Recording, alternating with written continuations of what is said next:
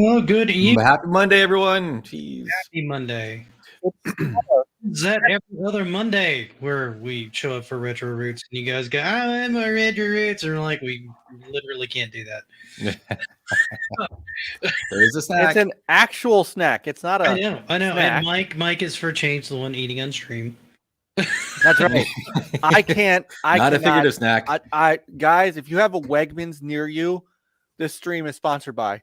If you have a Wegmans near you, seriously, the Himalayan sea salt and olive oil popcorn is to. What's up, Zombie and Carla? We have DJC Games Studios. We have Carla. We have Gorge James. We have Zombie. Who else am I missing in here? DJ Carla, is full of questions tonight, so I don't know if we want to take the time to answer those. Back from the dead's in here. Victory Leo, I think, is still in here. We had a bunch of people pop in really early. Carla, who went back and watched a Dreamcast video of mine from like 2 years ago. I love you, Sister Carla. Thank you. Carla's amazing. I love Carla. She's awesome. So I am going to be buying my Dreamcast keyboard sometime this week because I still owe her a Typing of the Dead. Nice. My mouse. I found my mouse. It's in the thing. I'm like, I have the mouse. Where in the hell is the keyboard? I can't find the keyboard. I would love to find a Dreamcast keyboard. I do have a mouse that I found somewhere. Back in my buy anything that's remotely video game related phase. Did you ever leave that phase?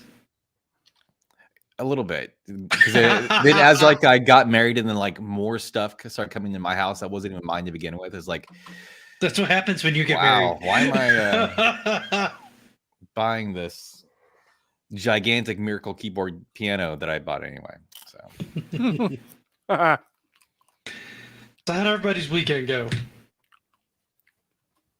Not bad. Can't complain. It was a good weekend. Not too bad. I'm trying to think what I did. Hopefully you played a game. Oh, sad. Well, yeah, we did. Some other game. I was on him about it. There we go. I brought mine for and I will show you that it was sealed 2 weeks ago, and I cut the value in half just for you two. You did. Just for you two. Appreciate that. It even has, look, the Club Nintendo stuff on it. Like, mine still has Club Nintendo stuff in it too. I didn't even open the book.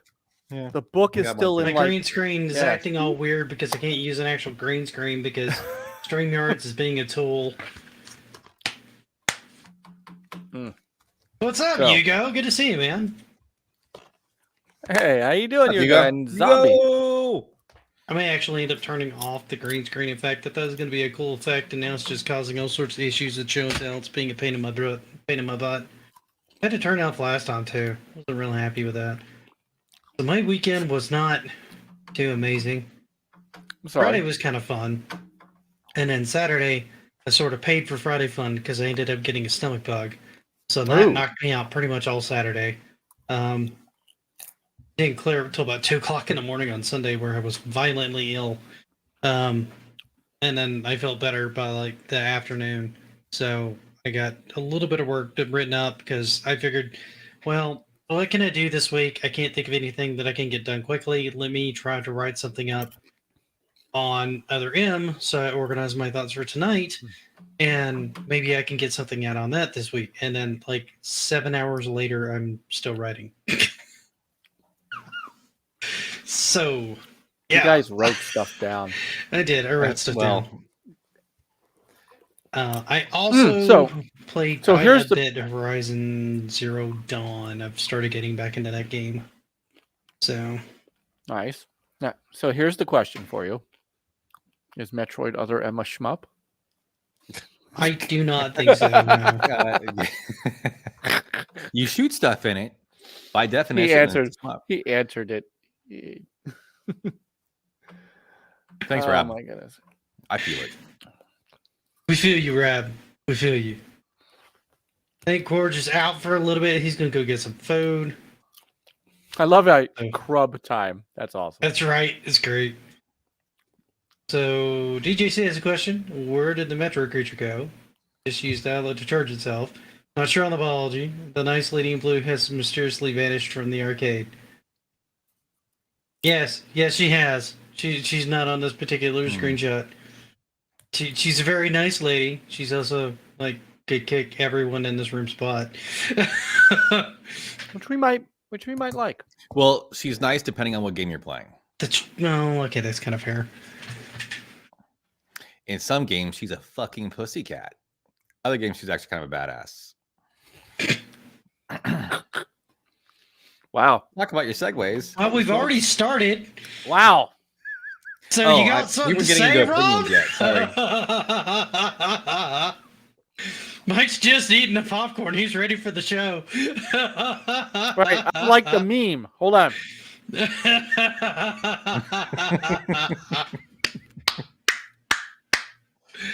Oh my god. What are you gonna do? What were the earlier questions? I missed a bunch of questions. I had a bunch of questions about the cleanliness of your The arcade cabinets are plugged and in the on the accuracy of left your outlet, and the cabinets. other two are plugged into the Metroid creature. How do they make power? Hoping all 6 of my questions be answered. Well, the Metroid creature actually can absorb and deliver energy, so it could act as a power source if it really wanted to be nice. Let's see. Question number 5. I'm doing these in reverse order because I have to scroll up to find these, Chuck. You've been doing these for like 20 minutes. And we're going backwards, just so you know. We are going backwards. All the characters on break in some of these games, I see Donkey Kong and Mario gone, Pac-Man goes Tic-Tac. Yeah, we do have a Wreck-It Ralph situation. I mean, we let them have breaks. I mean, I feel like it's mandated by law now. Yeah. Well, we don't pay them. The Coke gets spilled into the generic Dig-Up cabinet, and who's picking up the popcorn? You know what? I blame all those on Mike, so he has to clean all that up. I did what? Yeah, he's the one that brings the snacks. That's right. That's right. I'm nuts. But So we're on questions 1 through 3. Why does the Sega cabinet have asteroids on it? Because we wanted to. Why does the Galley cabinet have a Nintendo logo? Because it's badass. And 3, did Sony buy Donkey Kong? Maybe. They are still acquiring things. And then there's a second 3. What's up with the Xbox Pac-Man? The best version of Pac-Man. We're not. I wasn't supposed to say, but Pac-Man's owned by Xbox. I buy it. Which you never know by the end of the year if they buy Namco.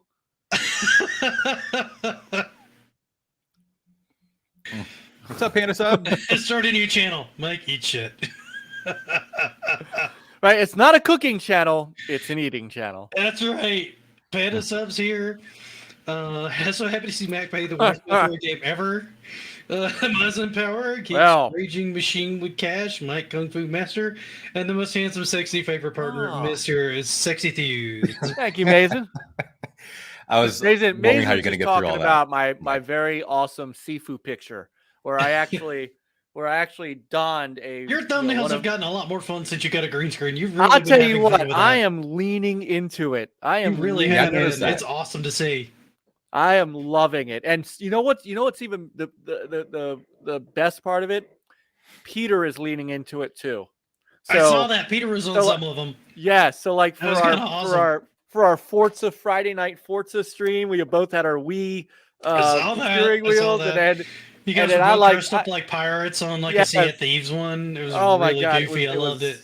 It was great, which is actually what I did play on Saturday night. We did play some Sea of Thieves. Okay, he was lurking on Sifu. Apparently. He was lurking, but Mason, fun fact: the stance that I took for that thumbnail is a real Kempo stance. I mean, I studied Kempo and some other martial arts, and so that is an actual fighting stance that I am aware of and can do. So, there's Fastback. Hey, what's up, brother Chris? I'm loving it. We have a polarizing show for you tonight because this was our game of the month. Metroid was on Game Pass with Mike. Automatically love it. Side note, Mike is killing it with the thumbnails lately. And yes, we all know that Mike immediately has a deep love for anything that pops up on Game Pass. Yes, I do. What's up, Omega? Omega Ace is here. We're pulling in. Here we go. The crowd. I have expected Retro Complex to be here, the real G4, because he loves this game. So I deliberately tagged him thinking he might pop in. because he adores this game. He's gone on record saying he loves this game. So I thought it'd be interesting to have him in the chat while we kind of discuss it. So how do we want to start this, guys? Do we want to go kind of like story, controls, gameplay, exploration, etc.? Or do you want to just kind of go off the cuff and? Well, Mike, this is the first Metroid game you've ever played, right? Yes, it is. So I kind of thought that Mike would very briefly give his impressions, and then Nick, you and I could tell him why he's wrong, and then we can argue with each other about why we're wrong. Sure, I'm okay with that. Wow. That's fine. First, I We would could like actually to. just go a quick little round table of like. Hi, not- Hector it's a- slash great. Retro Rican. I Hector, what's keep up? thinking of you as Retro Retro Rican. Rican, man. I know. We do. It's great. It's like the round table, and then Mike. Mike will give his little impression. And then the round table. Hey, Savage. Savage. Oh, what's up, Omega Ace? Dude, shout out to Omega Ace, man. I've been trying to lurk in a few of his streams lately because he's been streaming. Omega's I can actually watch. amazing. He's such a nice guy and such a great streamer. It's so much fun Yes. hanging out with him. So I am happy. I would also like to say that if you remember, I swore on my EverQuest Online Adventures compass that I would play this game, and this compass Hold on. stays with me. What game is this? Hold on. Solo. Oh, you never? I told you this. Hold on. This is my EverQuest. This is a PS2 game. EverQuest Online Adventures Frontiers was a DLC. Well, it wasn't a DLC. It was a because they didn't have DLC back in the PS2 days. It was an expansion pack, which came on a separate disc and required the game. So it's really just a compass because you needed a compass to get through the freaking map. So it's just, one of those things, one of those tchotchkes I used to get when I used to get review copies of stuff. This is it's companies sent this stuff out to us all the time. It was really See, that neat. reminds me of back in the days where they actually used to give you like decent stuff on pre-orders for the most part. Yes. And then for a while they gave you only like digital download stuff. Now it seems like they're trying to do physical stuff again, which is good. Yeah. Because they Well, need they're some journalists. reason to make you buy a physical copy of a game these days. If Game Pass proposed to Mike before he met his wife, would Mike have married Game Pass? Possibly. I feel like he would have. Game Pass would have the last name Mullis. Creepy. Very creepy. But accurate.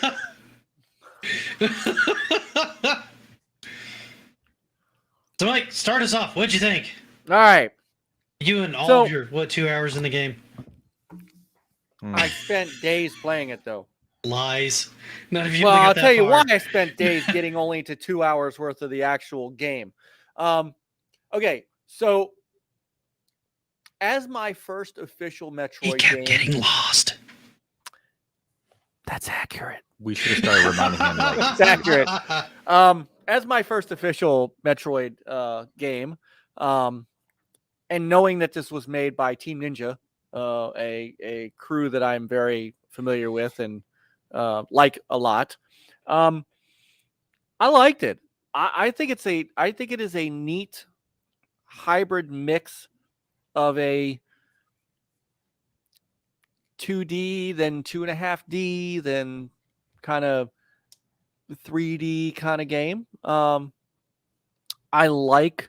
First It's off, hard to classify, isn't it it? is hard to classify, but I like that. I like that it is a platformer, kind of run and gun kind of platformer first, with some of that detective element. The being able to look Yeah. around and I find myself enjoying playing this game. Now, I didn't beat it, so I'm not as far. I'm not very far into it. I will say, I'm not caring a whole lot about the story. Like I really couldn't tell you what's really honestly Scepter. going on. But Let me ask you this: do you think you're actually going to finish it? Are you I going to think bother so. to finish it? No. The game has me sucked in from a gameplay standpoint. So yes, I think I'm going to. What's up, I was just curious because there's a lot of points that this game kind of has like weird idiosyncrasies on, and it either clicks with people and they want to finish it, or like they just sort of taper off and then they just don't even bother. Some people didn't even pick it up because it was made by Team Ninja, and Well, we can get into that later, but still, go ahead. I feel like it's games. These kind of games I like. These like Shadow Complex kind of games. Where it's action based. There's a couple things. There's a couple quirks about it I'm not totally thrilled with, but on the overall, I think it's a well playing game. I think the level design is smart. I think that the controls seem. I wasn't sure how I was going to feel about the controls at first because it was a game that I was almost completely expecting to have to. I'm like, all right, I'm going to need the nunchuck for this, right? And no, you don't. In fact, they tell you to unplug it before you start. And so I thought that I was going to have a problem with the game.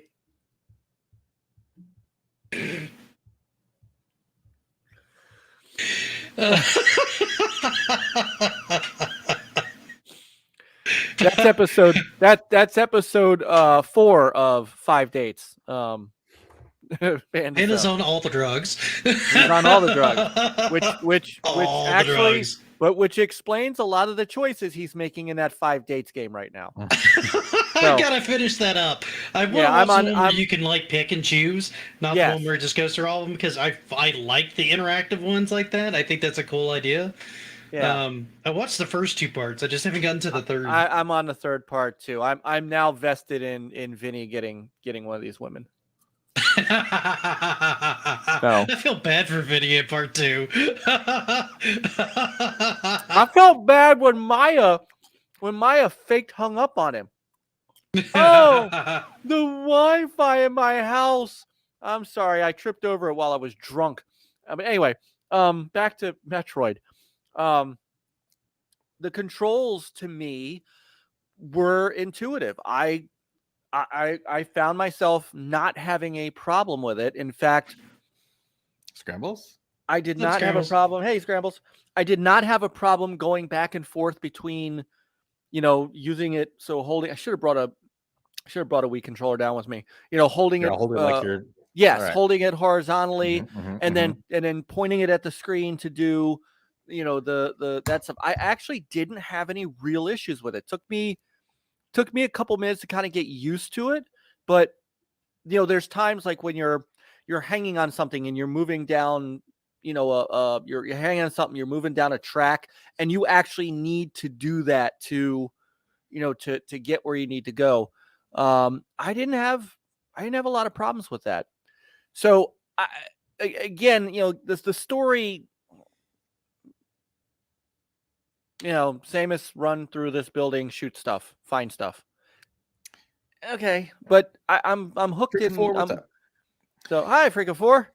Well, the story does get a lot more involved. Obviously, sorry, we're it's okay. Spoiling this game for you. I feel like the story has more weight and more interest if you've actually played other Metroid games. So you.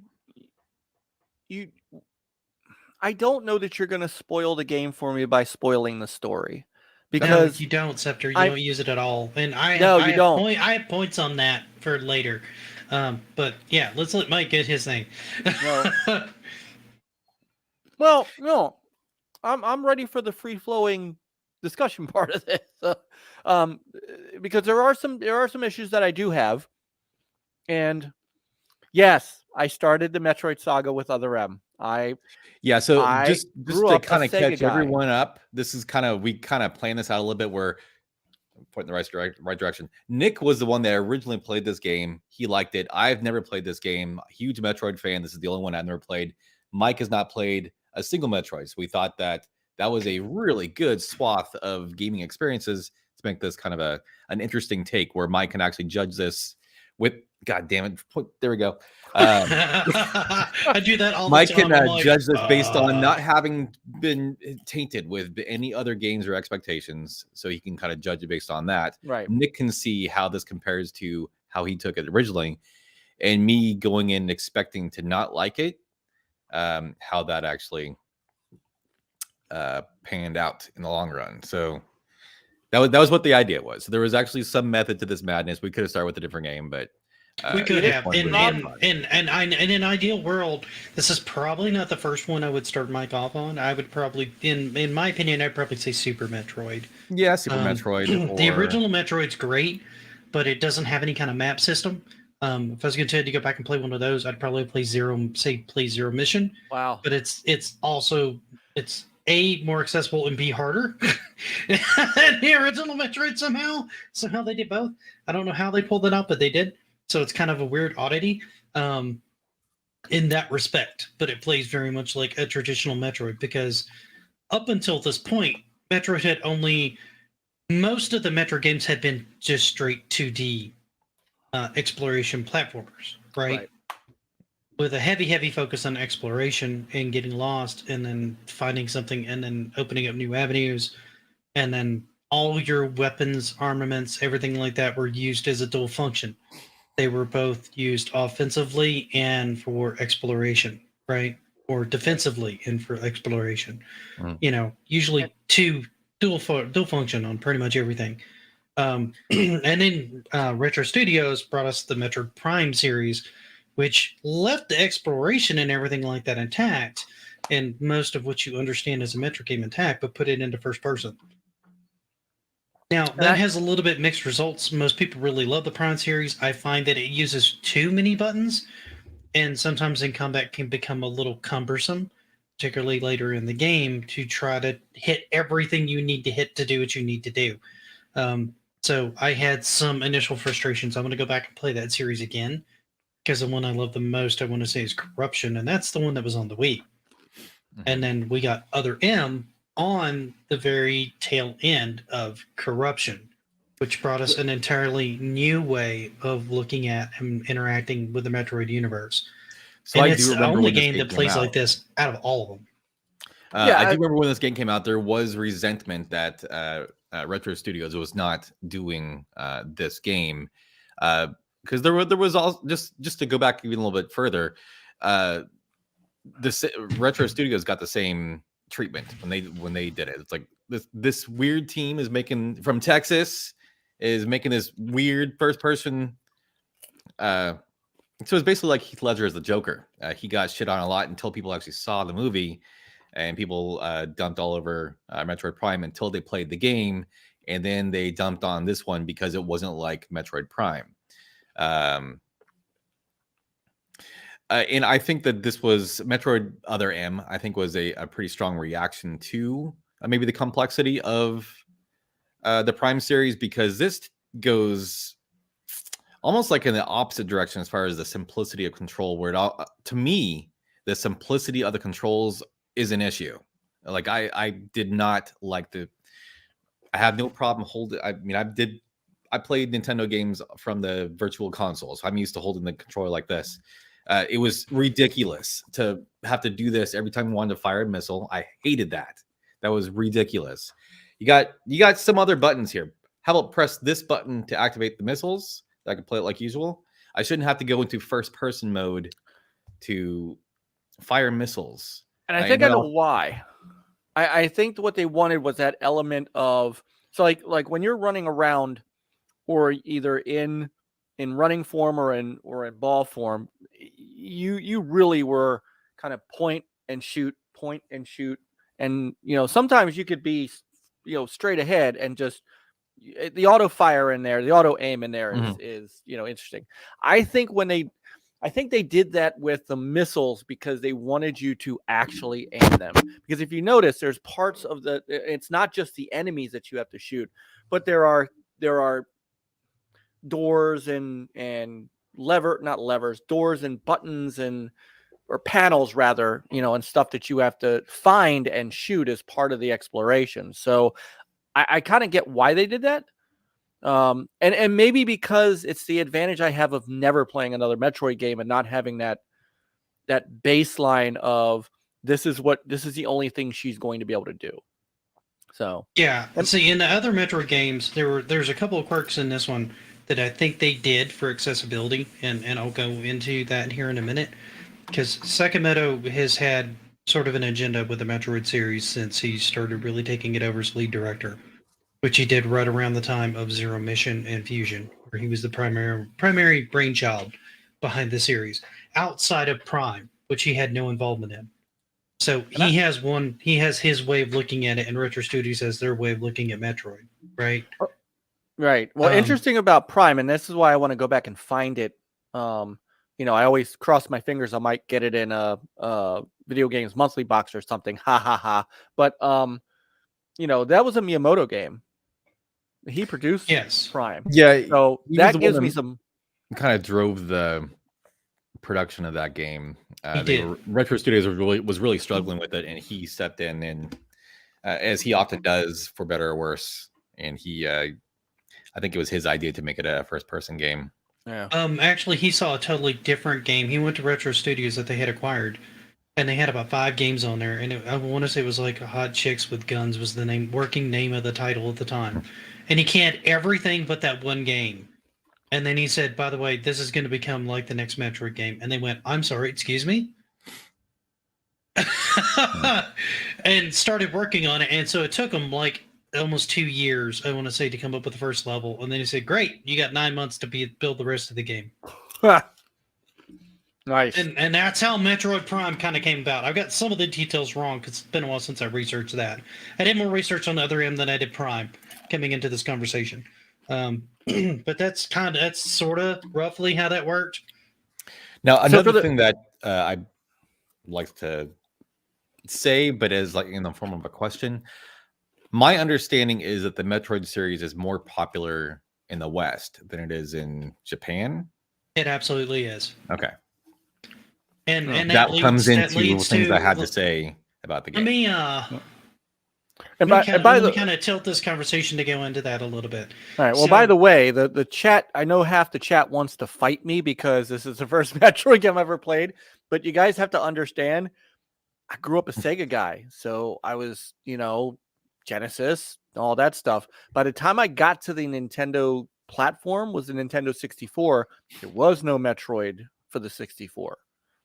There was never a Metroid for the 64. The first Metroid game would have been the GameCube, and by that time, I kind of moved into Xbox stuff more than anything else. So, just wanted to throw that out there.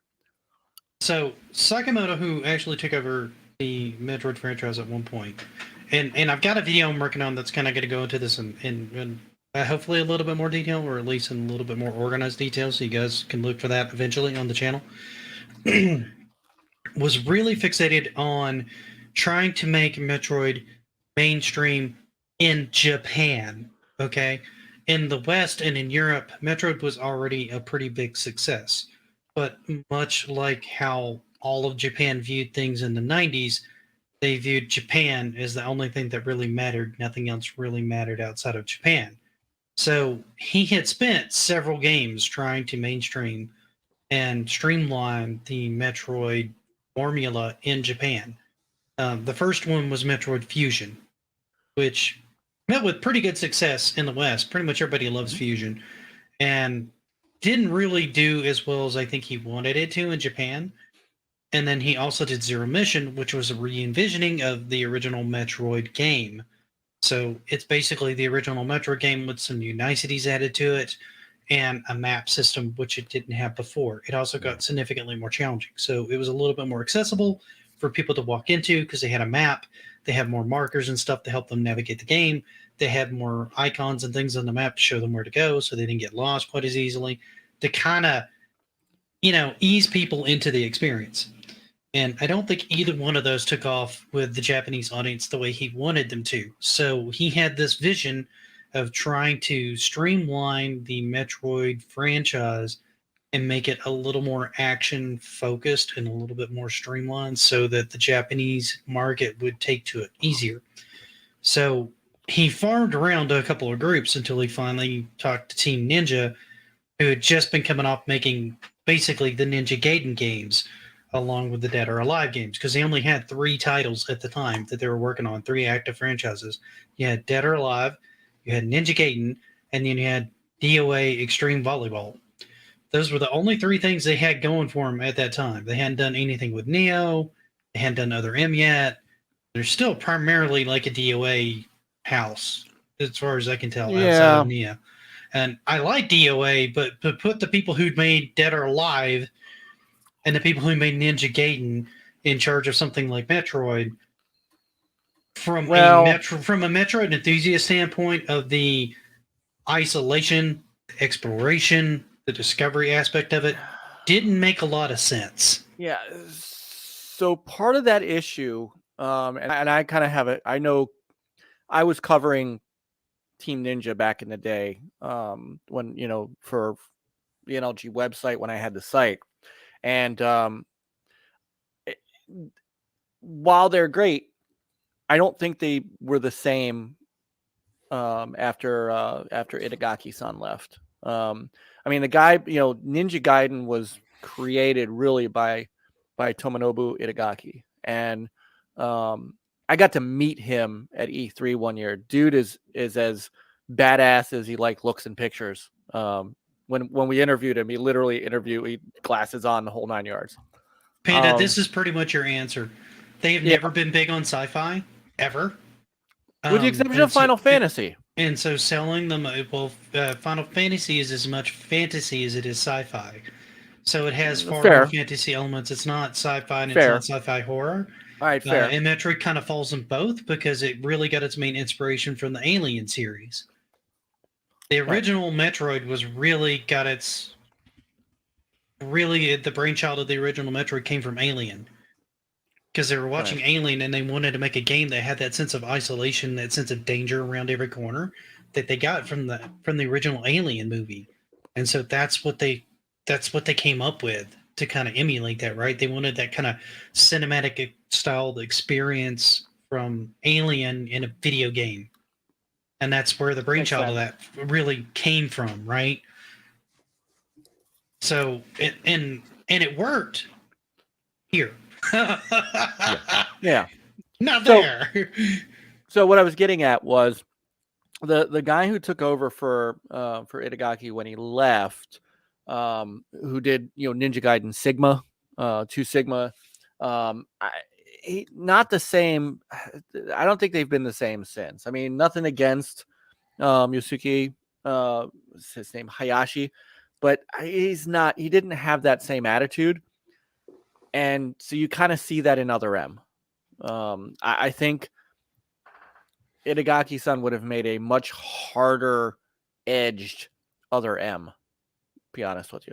So let me this is how Game Informer reacted to Team Ninja. What the hell is Game Enforcer?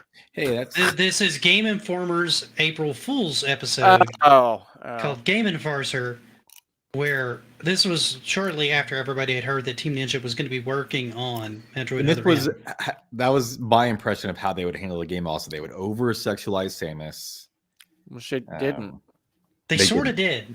For Samus, they sort of did. I mean, I don't know that I don't feel like they over-sexualized her. There were some elements. There was some dialogue in there that I was kind of surprised about. But I don't know that I felt she was badass from the beginning. Like, I didn't feel like she was I wasn't looking at her like I look at Lara Croft. Well, let me put it this way. I looked at her the same way I look at the DOA characters is, wow, you're really hot, but you could probably rip me a new one if you wanted to. Oh, see, I didn't. And that's directly where my brain went when I saw her design in this one. Gotcha. And again, you guys have the advantage of seeing Samus totally differently than the first time I saw her. Like, I did not think DOA at all when I saw it. I think it's because of the way the Zero suit fits her, and she looks a little bit more chesty and hippie in design than I've seen her done in the Zero suit before.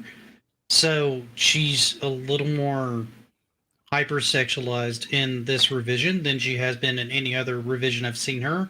Okay, in the Zero suit before. Okay, she is a bit more voluptuous, but I mean, it's. It's still tastefully done. It's not like they went DOA. She's only with moderately so. They didn't. I wasn't looking at her ass the whole time. I mean, I wasn't trying to run her forward so I could look at her ass. I mean, that I just started. I felt like the action kind of spoke for itself with her. Like, Scepter, we'll get into that. In this one, she is a little bit, but there's some reasons behind that make sense, and there's some reasons behind that don't make sense. And we'll discuss both of those tonight. Read a lot. I do streams in Zero Suit. Yes, Maslin does. Oh.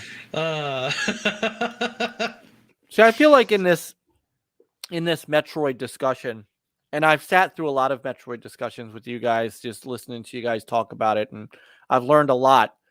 But I feel like I'm missing a lot of context. So in the series, which means I need to go back. Let's put it this way: imagine if you took Master Chief and then suddenly wrote about an entire backstory and personality for him in one game. And that's now your canon. But they're going to do that in a series. And that's right. Stupid. But here's the thing. This is where they kind of did it. They did it a little bit in Fusion, and then they did it here. So they were she had been basically a silent protagonist throughout all the other games for the most part, right? Right. With the exception of a little bit of dialogue here and there. So a lot of people, myself included, had spent over 20 years coming up with an idea of who this person is, right? And then they come in and they start writing a story on it going, no, this is how she is. And it's very confusing and jarring for most people, particularly because of how she reacts to certain things. Because we're used to seeing her as an independent bounty hunter left alone on the planets, kicking the shit out of everything and then coming back at the end of the objective. I mean, she's essentially like, Nintendo's Boba Fett, right? So let me just make a quick. Actually, it's not going to be a quick. Go ahead. Sorry, it's not going to be a quick one. So there is another space series that you may have heard of, where the person in charge of the series wrote a backstory for this series that everyone grew up with and loved. So it was effectively canon because the original creator wrote this backstory. Almost everyone hated it because everyone just got the impression that George Lucas did not fully understand, at least anymore, this story that he had written. So Star Wars, basically, the argument could be made that it started to belong to the fans at some point. So when the guy he didn't even create Metroid, right? So the guy who's basically running Metroid right now comes up with this story 20, 25, 30 years after the fact. It was like 24 years later. Yeah. The fact is that the West basically owned that series. We loved it. And yes, we all kind of made this character for Samus Aran. However, we all made the same character. We all had the same vision of what kind of person Samus actually was, just based on what we actually saw her doing. She's a bounty hunter. I mean, we that by nature that means that she's kind of a badass, also very independent. We did see her leading some teams in some of the games. Like that's how Fusion starts. So she is a dominant character. So when you start seeing her acting in a way that is completely, as Scepter said, completely submissive, that's out of character. It may work for a Japanese audience, and maybe it did. I don't know. I hope it worked out for them, but it was, to me, really, really, really insulting for the character that we grew up with and that we bought into, that all the other games have kind of fallen in line with. And then just the way that they actually, just from the ground up, the way they actually built this character, where Samus, you don't really see her next to any other humans for almost the entire game, so you don't really have a sense of how tall she is, except in Smash Brothers. In my mind, she's like 6'5", so she's a giant in my imagination. In the game, in Other M, she's tiny. She's maybe 5'5", less than probably. So they make her really, really small, which I did not like. And the entire game, anytime she's around any other humans, she's just kind of standing around looking lost. Like, what are they doing? What's going on? I hated the way she was presented in this game. And I just get more and more irritated just thinking about it. I do have nice things to say about it. I mean, I have a longer list of bad things to say about this game than good. And Well, Okay. here's the thing. I'm going to argue with you a little bit on this point. I agree with you on some of it. I disagree with you on some of it. It's not so much a submissive thing, so much as, one, it's a different environment than Samus has been in before, where she's been using all her capabilities. And two, she's never really working with a team when she's using any of these capabilities. So the working with a part of the team, since the Galactic Federation is heading up this operation and she's working as a joint operation with them, means Adam is in command because it's a Galactic Federation operation, right? And the restrictions he puts on her make sense from an offensive standpoint. I mean, like missiles, super missiles, power bombs, that kind of stuff, right? From a safety standpoint to the rest of the team, due to the fact that communications are limited. So she can't calm anybody else. She can only really directly talk to Adam. I kind of caught that. So there's no good way for her to know who the hell is around her, and Adam can't watch her all the time. So he's authorizing things as he thinks people are in good spots for her to be able to use. That works to a point. But when it comes to like her defensive capabilities, like there's one point in the game where there's two main points in the game that I kind of have issue with that start the snowball effect of this kind of going downhill a little bit. Hey, by the way, Alpha. Alpha. One of them is near the beginning because he authorizes the use of freeze guns, but doesn't let her use her freeze beam. He tells her she can now use missiles after she's been dodging for like 30 seconds. So nothing they're doing is having any effect. She has weapons that have effect, but he's not authorizing any of them as he fumbles around with the rest of his team trying to figure out what the fuck's going on. As a general and B, a platoon leader, he should be a little bit quicker on that. The second issue I took was when she's in the lava zone and she's trying to run through that whole zone. This was the most blatant, I want to like strangle this guy moment for me. Is I get all the way through the entire zone and I'm at the boss and it's like, hey, Samus, I'm authorizing use of your Varia suit. I'm like, I'm sorry. Why couldn't I turn that in when I locked in here? It's not an offensive weapon. It just shields me from heat. That's all it does. So why couldn't I use this from the beginning? Why am I holding off on that? Because then you couldn't. authorizing that? Because then the platforming level doesn't work. That's the only reason. They could have actually done that differently. Was like he could have authorized it. The gravity suit in the end, like you go through this whole section with this gravity well that you could have neutralized at any time with the gravity suit, and she won't turn it on. Right. And that's her doing it herself. They don't even have that excuse then. So while I don't really like the story itself doesn't interest me very, very much, which is why you guys spoiling the story doesn't do anything. Hey, Dread. I did catch like the opening cinematic, right?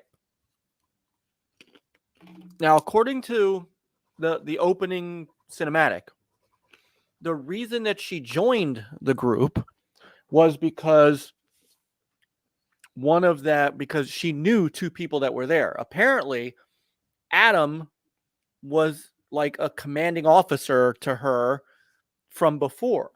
And like a father figure as well. Right. So I kind of get, and then it made some of the dialogue make sense. So like when there was one point where we got out and it was right before, I think it was right before fighting whatever the hell monster it was out in the open there. The one that was trying to hit me with his had me on the ground and was trying to hit me with his tail.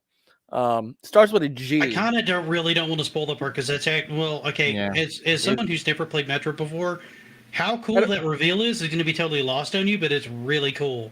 Well, but it's probably one of my favorite parts of the game. Well, yeah, it's kind of in a way you're kind of like watching Spider-Man No Way Home without actually watching any of the other Spider-Man movies. So that yes. I understand. What I'm saying is, when I got to that part, I got attacked by that beast. Adam used the charge beam to blow it off of me. And then when I got up, he walked over and said something, probably the exact line was he's like, so you okay, princess? That's not Adam, by the way. That's, who was that? I can't remember that guy's name. What was that guy's name? There was another guy that she knew in there. Yeah, Adam is the main CO. He spends his whole time in like one part of the facility. Gotcha. And then I think they got the guy's name in here. I'll flip through the manual here. she chucks his shoulder, you know. Yeah, he's kind of like a brother to her in this one. Okay, so I so kind yeah, of they tease each other kind of that way. right. So again, I didn't see this the way you guys did because I'm not used to it, because I'm not used to the previous parts of the series. I never kind of saw her as necessarily submissive as much as it was she wanted to help. Adam said, "You can help, but I've got to be in charge." Right. And so she is just doing what she did in her former military training, which was, okay, you're in charge. Tell me what you need me to do. That's how I kind of took it. But at the same time, I took it as a military command structure that she's adhering to. Right. But at the same time, it didn't stop her from, she couldn't use all of her suit. And Nick, for the reasons that you were talking about, because he says it right away. You know, I can't let you use missiles in here yet because I don't want you to hit something that might blow the entire place up. But that didn't stop her from running through the levels and blowing the shit out of everything. So, I mean, she was still weapons free. She just had to temper what she had for safety purposes. Right. I just didn't see I just guess I didn't see what you guys are seeing, because I saw it for what the story, the opening cinematic was kind of drawing me in that direction. Yeah, and that's what it's supposed to do. And quite frankly, the image that everybody had built up in the West up until this point was that she was just always a freelance bounty hunter. She didn't really have any ties to the military. She didn't have any ties to these people. She had learned things on her own, built herself into a bounty hunter. She operates completely independently, and nobody tells her how to operate her stuff. Now, in every Metroid game, they always have like a reason for her not to have her powers at the beginning of the game, right? The original Metroid, you just didn't have any of them. Like, she comes in and she doesn't have the ability to even use the morph ball in the beginning. So you have to find that. It's pretty easy to find, but, you know, it's counterintuitive if you're used to playing platformers. You have to go the opposite direction. Gotcha. And then from then on, it kind of starts to that breaks that wall of expectations of only going right, which was the intent of putting it in that place, right? So now you're looking for things in locations you wouldn't normally look for things, and gaining new abilities and new options to be able to get down new avenues and explore the planet to get to your target, right? And then the other ones, they always found other different ways of wiping out abilities, be it mental amnesia, I think. Was it physical amnesia is the one they used on Dread? And I forget. I don't even know if they even gave one on Super Metroid. She just came in and had to get her power-ups again. Some of them have gotten pretty contrived over the years. So this one, with them doing it that way, sort of made sense.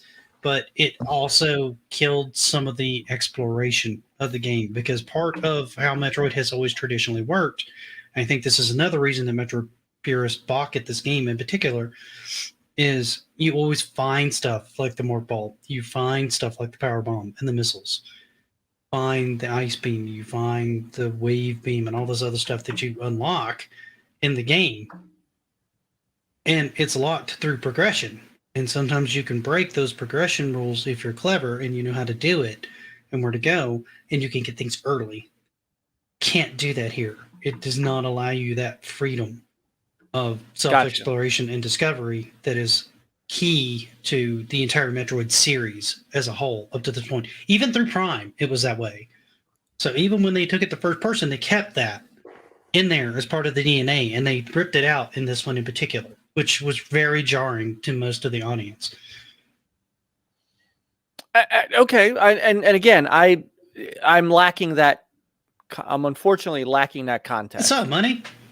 So, hi, Money. How you doing? And I don't know about the significance of his name being Adam. If you mean like an Adam and Eve kind of thing, I don't think it's that. I didn't think of it that way either. So, I mean, I feel bad that I don't feel this way, because you guys obviously do, and I mean, that comes from having built up, and it's kind of why we wanted to do it this way, right? Because you don't have this predisposed image that you built in your head from playing the other games of this character. That's actually what's making this a relatively interesting discussion. Oh, hey, Doug's Gaming. What's up? Hey, Doug. So, Ponder powers between Metroid 2 and Super Metroid. I still find her to be an excellent character in this game. I mean, I really do. I find her to be, she's smart and resourceful in the things she does. The one thing that I did have trouble with, I do like the level design. I think the level design is smart, but there are times when I got lost and I didn't feel like I should have. And I remember you telling me, Nick, 9 times out of 10, it's 9 times out of 10, it's, you have to go into the ball, and find something small to roll through. And so far that's been it. But sometimes the level is so dark that area is and the area is obscured where you need to roll into, obscured by something in front of it, sometimes made it hard to see. And I did spend a lot of time backtracking and going through levels. It also doesn't help that the map is a little bit garbage. Like the map the map's a little funky. They did it very well in the Metroid Prime games where you can kind of rotate the map and you look at it from all different angles, and they really need to do something like that with this one, because it was only from the top down, but some of the exits were down below in other sections and stuff. So there was no 3-dimensional. Yeah, there was no 3-dimensionality. You look at the map and not seeing where you're going to be going with it. So and a lot of this, honestly, I think leads to my main complaint with this game, and that's like 99% of my problems with this game come down to the controls, not so much the story or the combat, because I felt like there either needed to be a second control option to use the nunchuck, or just needed to be baked in. Because I don't think, because Sakamoto's experience was on Metroid Fusion, and Metroid Zero Mission, and in his entire repertoire up to this point, he'd almost never touched a 3D game. I don't think he understood conceptually how they work. Like, I don't think he understood it. So when he's describing this game and driving Team Ninja to make this game, he's thinking Ninja Gaiden meets Metroid. And if you look at the Ninja Gaiden on Xbox and how that works and how you move in that screen, the movement is identical. The problem is the Xbox controller has more controls and a specific button to center the camera behind your character. There is nothing like that in this game. I went through the manual looking for it, thinking I was missing something and couldn't find it. So since there's no way to justify the camera behind you, what I ended up doing to explore in a lot of cases was to go into scan mode. And if you press the target lock in the scan mode where you actually scan and you drag across the screen, you can turn Samus and continue to look around the room. And I found myself stopping to do that pretty frequently because the camera was not showing me things it needed to show me for me to figure out where I needed to go. And there were a couple of times where I still looked up online because I'm like, what's going on here? I sort of understand what I'm doing, but there's something I'm missing. So I ended up looking it up real quick to kind of get past the section, because at the time I wasn't really allowing myself as much self-exploration as playthrough, which hampered the experience for me a little bit, because I was trying to finish it by that Monday because I thought I was behind and we were going to be doing this a couple of weeks before. So I was really trying to rush to get through the game because I wanted to complete it. So I had a complete picture of the game from beginning to end in my head. So from that standpoint, I found that kind of lacking because of the way they didn't understand the camera. Now, if you had, say, the analog allowing you to move and then run around and maybe a button that either justified the camera behind you or put you into scan mode, and then you could just move the analog stick around to look and that kind of thing, I think it probably would have been a much smoother gameplay experience and probably would have worked a lot cleaner, in my opinion. But Sakamoto really, really, really was emphatic that you only use the Wiimote because he wanted it to feel like that simple, original Metroid experience. The problem is Metroid has gotten so complicated since then, and he put it in such a complicated 2D, 2.5D, 3D environment that control scheme doesn't work the way it should work. No. And it's unfortunately it is baked in, so it's not something that can be fixed by just okay, you could use it in the nunchuck if you want. Like it's like you're literally just fried with these controls that they set. And honestly, when you're just doing like the 2D stuff, just running around, it's fine. I have no problem with just the 4 directions, because some of the levels, for the most part, a lot of your running left and right is you're still on just a narrow 2D plane. That Right. You're moving around corners and stuff. It's like Klonoa. But there are other rooms that are more like 3D and open, where you're kind of on like it's almost like a belt scroller, where you can kind of, you're still moving left to right, but you can kind of go up and down. And then there's like one room where you can kind of go all the way inside this giant room, and it's very confusing. For the most part, I had no problems with the being stuck with the 4 directions. I didn't really feel like I needed an analog stick, and it's been like 2 months. I finished this game on January 2nd, so I haven't touched it since. So I'm a little dusty on some of the details. It does use an automatic lock-on targeting system, right, when you're just in third person, so shooting is no problem, right? Mostly, I would say mostly. You kind of have to get to that later, Jan. You kind of have to be in the general direction of enemies, but like the part where sometimes you have to jump your way up a elevator shaft, you do have to point to where you're shooting to get, to hit the enemies on there. What's up, Paste? Yeah. Hey, Base. It does sort of auto lock onto a target, but not completely. So if you're aimed within a certain angle of the enemy, you'll hit them, but you can still miss if you're off by a little bit too much. That kind of thing. It's not too bad. Thanks, Pace. I didn't find it too cumbersome in that respect. Where I started finding it cumbersome was in the same way you did, but then I had much bigger problems, I feel like, with my IR receiver on the Wii U than I think you guys did, because I came up. I originally I'd bought like a different sensor bar for my Wii a long time ago, because I was never very happy with the original IR receiver on the Wii. So this is the original IR receiver on the Wii. Okay, it's kind of tiny, it's really thin. The IR receivers are like right here. It's just kind of puny. This is the Power A Ultra sensor bar. That whole section is a freaking IR blaster, and you can change how wide it is here by sliding these in and out to standard to wide. And then this is the power on, and then this allows you to change it up to like 2 hours at a shot. So this thing alone, it takes 4 AA batteries, by the way, changed the way that I could play in my room.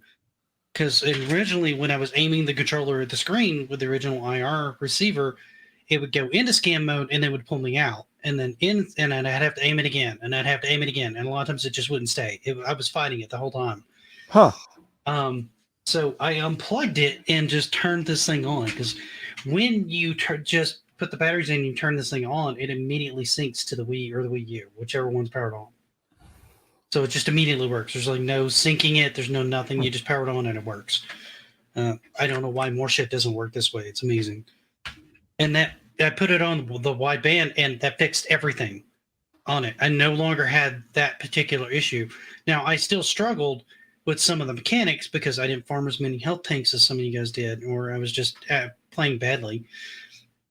So it got very frustrating to not only have to like shoot things, dodge around things, and then try to aim and shoot a missile while something else was jumping at me, which I can't move. I can only aim at the screen. That kind of drove me crazy, right? And then when you have to heal your emergency health or refill your missiles, you have to hold the thing vertically, and you still can't move and do anything. So that's I noticed that. Yeah, that was weird. I didn't dislike that mechanic where you don't really, you almost have like infinite missiles. So for this game, they don't really give you a whole lot of missile upgrades. You get like, I want to say you max out like 30 or 50 or something like that, because you can replenish your missiles, and your health too, right? Yeah. When you're Like, down, when you're down to and nothing. when you get the There is a little emergency bit of risk tanks- reward to that, but Yeah, when you get you the never emergency really are in tanks- danger of running out of missiles. Yeah. Right. As long as you have time to hold up the Wii remote. And that's the problem, right? Because when I needed it wasn't so much for missiles, it's when I was low on health because I missed a couple dodges I didn't need to for a boss. And so here I am trying to dodge things while holding this thing vertically, of which it prioritizes missiles and then my health. And I'm like, no. Life first, almost dead, then missiles. I didn't And get so- I didn't get And that just far reminds as me, just that. us talking about that, is that it has all of the typical Metroid things. You still have your missiles and bombs and power bombs and super missiles. So it is packing a lot of stuff into a very way too abbreviated control scheme, which was part of my issue with it. It's like I can appreciate the simplicity here. I need more buttons. I need more function. There are more buttons here that you're not even using. Game, use those, please. Don't make it so difficult to. It's like they were kind of stuck on this idea that they had to make it as simple as possible. The thing is they dedicated because they dedicated two to the map alone. Right. The plus symbol brought you into the map, and then the minus symbol brought you out to something else on the menu. Because the home button pulled you out of the game, right? Because it was the Wii, and then they didn't even use the B button when it was horizontal. That was only used when you were aiming it at the screen. And I think that was partially because they were afraid people would press it when they were holding it horizontally. So I think that was a deliberate design choice. I honestly feel like... I believe that all of these things were deliberate. I just think that a lot of them were bad ideas. Well, I think Team Ninja was trying to make Sakamoto's idea work because he was very adamant about that experience. But the problem is the last time they implemented a control experience like this, they had like twice as many buttons and 2 analog sticks. Well, maybe And that was the so point. They had to do a lot of compromises to make it work, right? And to their credit, it works great. It does work very well. For those compromises, it's amazing that they pulled off what they did. And I think this might also be something else there, because they were really trying. All developers struggled to actually use the Wii well. It was because it's got these motion controls. You got to use. That's what kind of got the Wii on this reputation of having just ridiculous waggle controls, because that was the only thing developers could think to do. So I mean, I think that they were also in part trying to make the game a distinctly Wii game and utilize it to the best of the Wii's abilities. Yes. And to that effect, I think they actually did a decent job. Too good in the sense where it's a game now that can only play on the Wii. So you can't port this game to the Switch and have it not without some gigantic overhauls to the way. I think you could rework it, because you could do a button to take you into first person. I was gonna say you could make it work. You could do feel like probably you could do a lot of like remapping some of these controls to the buttons and stuff. But yes, I do think that would actually probably require more work done to the game than the original sales of this game would justify. I don't think it sold well enough because they were hoping they would win over the Japanese audience and it would still carry over to the West, but they lost the Western audience completely on this game and it tanked. And Paste, they only gave you Wiimote options. You could not use a nunchuck.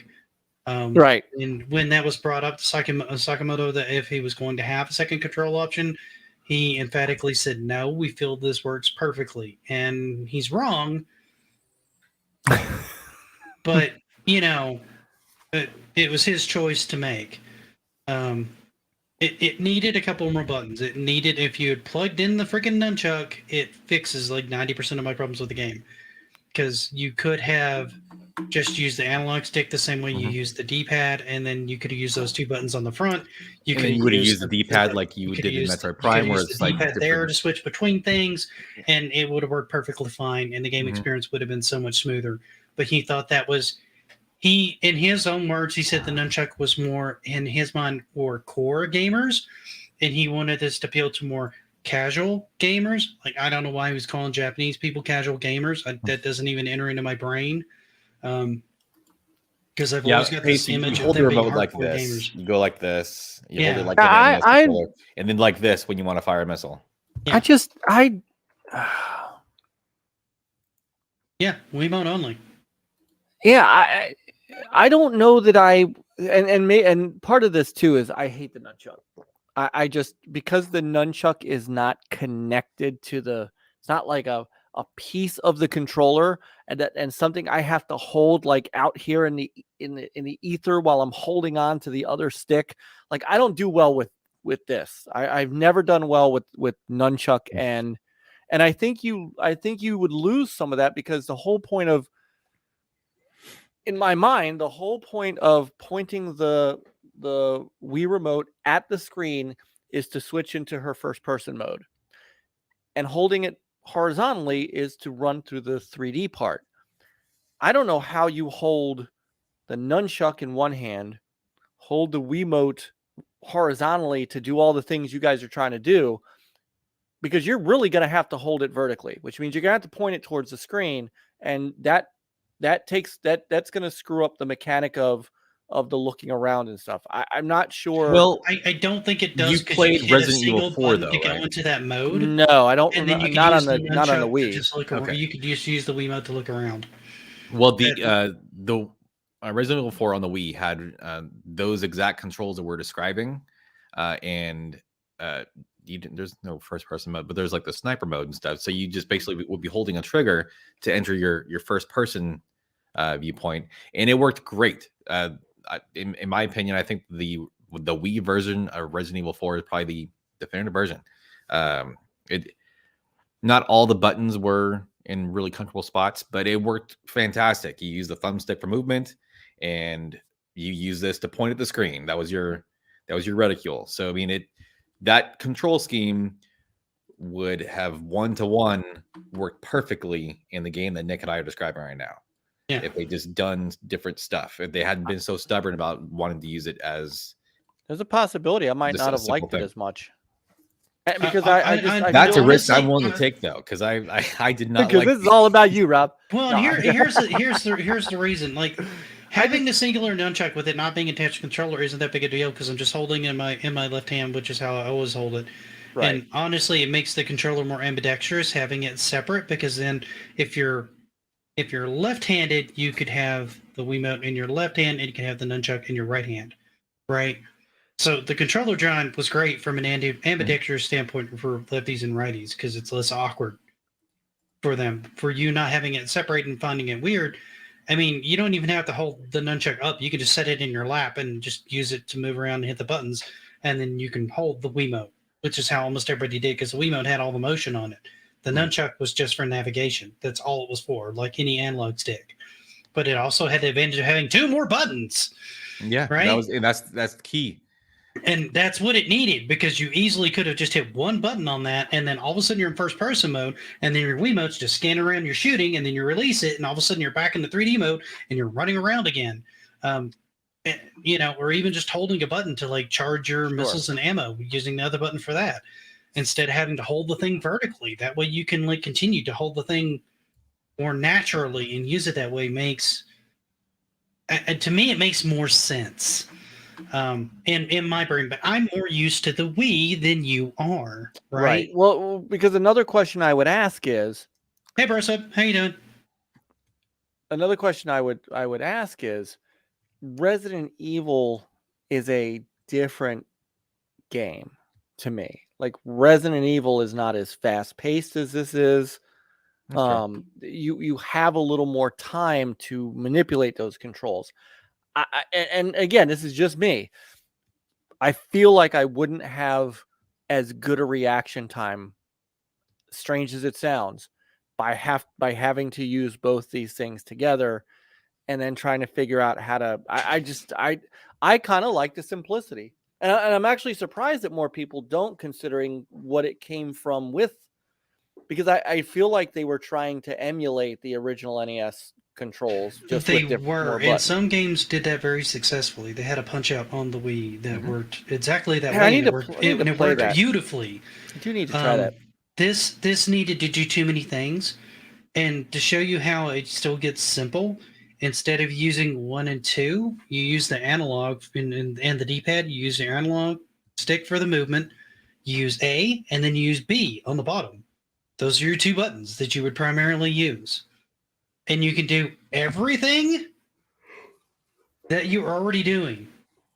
And then you still have 2 other buttons that are easily reachable. You can still hit the plus and minus because those are still reachable in that configuration. And the whole thing would click. And I'm trying to think what the 2 button is. I forgot what the 2 button was for. I mean, I was just playing it like 2 hours before 1 the is show. fire, and I think 2 is jump. That's right. 2 is jump. Right. And then when you're in a ball, one is jump and 1 is lay. Right. A takes you into ball form. Right. And then you have jump and you have mines. Right. So I just didn't. And you could have just pressed down on the D-pad to go into ball form. Easy. Done. Well, not in this configuration because you need all 4 directions of the D-pad. I know, but if you'd had the analog stick plugged in there, that would have been the easy solution. Just have down on the D-pad, put you into ball form. Yeah. And you're done. Right, but That's what's it. the difference between hitting down and hitting A? I mean, it's right next to each other. It's because the fact that you need those extra 2 buttons in order to be able to interact with the first person and the charging and things like that more effectively. That's why. Because the having to aim and move this thing around like this while you're trying to dodge like 3 and 4 things is fucking annoying.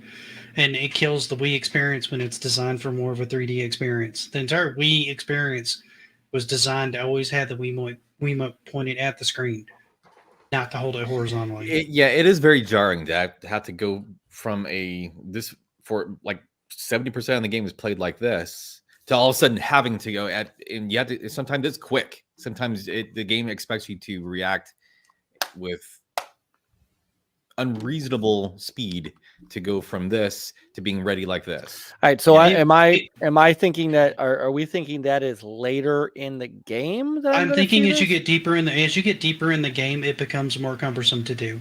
At the state you're in the game, I wasn't having any problems with it. It was fine. Yeah, I mean, even at the bottom of the bosses biodome, get faster.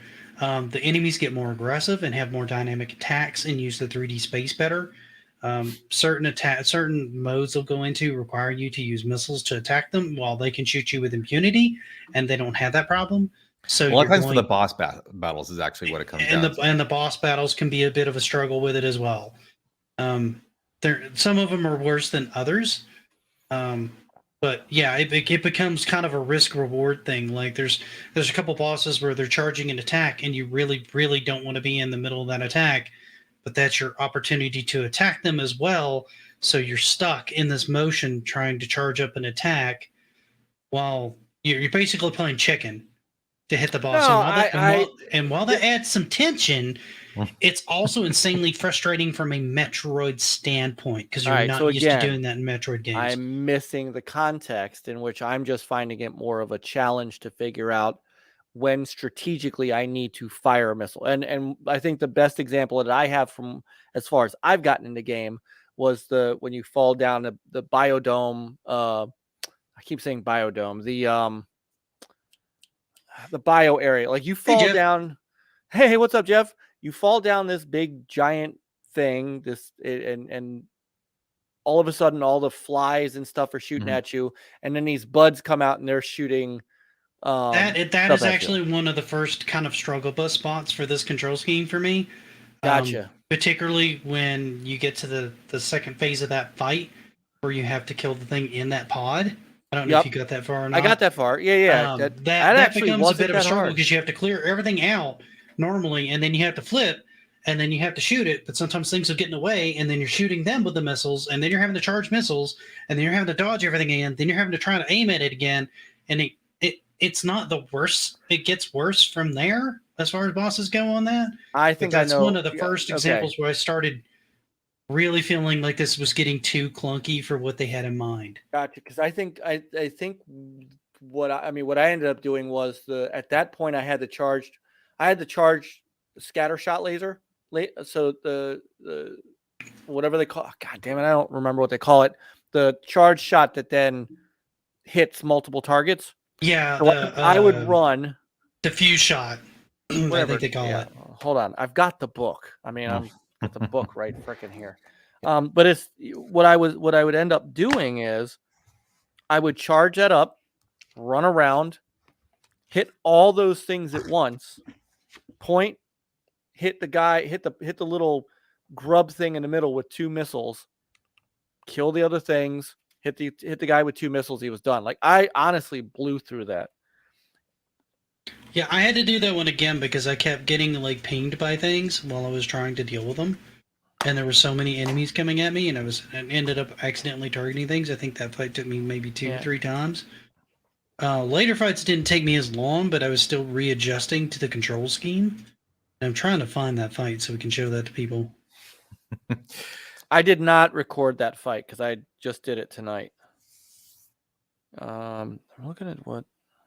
Like, I still have a lot to go. I understand that, and I'm actually... don't get me wrong. I mean, I still enjoyed the game, right? I still think it's a good game. I still think it's got good bones. There's a lot of things that are in it that I wish they would bring into later titles. I feel like they translate into 2D or to a 2.5D game well, and would really work.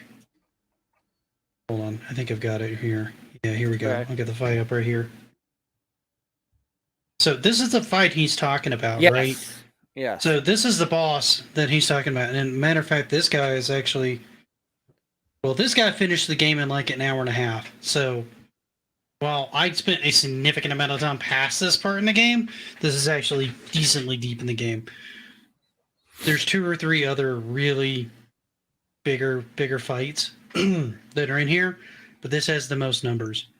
Yeah, so you guys can see he's running around. He's doing what I did. I charged the shot up, and then I would take out the whatever those are. Yeah, I did this too. This wasn't the phase that I had a problem with. Well, okay, the first time I came in here, I wasn't expecting this fight, and I screwed it up. The second time, I made it through this phase pretty easily, but I screwed up on the next phase because this thing drops down at one point, and then you have to fight the thing inside. It's coming up. And that, well, in retrospect, is not a super hard part. When I first ran into it, I was fighting with the controls too much and lost because I was fighting the controls. Oh, see, I didn't have that issue. And this part got annoying because you have to keep dodging and shooting these guys. Then you have to swing the remote forward because you have to kill those pods. Yep. And you can only really kill like 2 of them, and you have to be very quick about it. Like, you really have to be fast. This does remind me of something that actually, it's a very nice looking game. Oh, it's a pretty game. It is. Thing I had it's a gorgeous game. Very nice looking. I did not like the design of her suit, though. I found that distracting the entire game. Really? Her suit looks weird. I didn't think this suit looks weird. My big disappointment was there wasn't enough difference between the variants of the suit. And that's from coming from somebody who's been playing Metroid for a long time. Like, the Varius suit always looked significantly different than the base suit, and then the gravity suit looked more different still. And I liked that change. And in this one, it seemed like the suit stayed the same except for a minor pauldron change, and then a glowing aura around you when you were using the gravity suit. And I thought that was kind of... Is this a YouTube video or is this... Oh, it is. Yeah, I didn't like how that her chest plate like juts out like a... Kind of reminds me of a Transformer. RC. Jazz. I also didn't like that her visor was permanently translucent. I didn't. It wasn't all the time when she's not in combat mode. It's translucent, but you'll see it sometimes, like when they're doing a cutscene. When she goes into combat mode, that goes completely opaque. Yeah, yeah. When she's actually running through the levels, you can't see her face. But the chest plate was the big sticking point for me. Also, it's yeah, the D-pad is how you navigate in this entire game, man. And if you need to do anything in first person, you have to aim the Wiimote at the control at the screen, and then you use it like a normal Wiimote, and then you flip it back to horizontal situation. And the graphics on this hold up good. The graphics on this still look great. It suffers from being a little too dark in parts. Mike is correct, but that was conducive to the era of game that it came out. If you went and looked at a Resident Evil game from the same era, they had the same problem. Yeah, this game was awfully dark in some places. That was every game from that generation. Xbox was the same way. If you go back and if you go play a PlayStation game like a Resident Evil game from then, I've seen people streaming those on the original hardware, and they are the blacks are so black that basically you're just completely in the dark, fumbling around trying to hit switches. Like it's this generation had a really bad time lighting darkened areas. It was either lit or it wasn't lit. It was just a generational thing as far as that goes. Yeah, I can see that. No, And this one suffers the same way. It's no exception. So I don't knock it too much for that. I don't know if the video that I took is any bit good because I'm sharing it. If you want to see. Yeah, let me add this in here.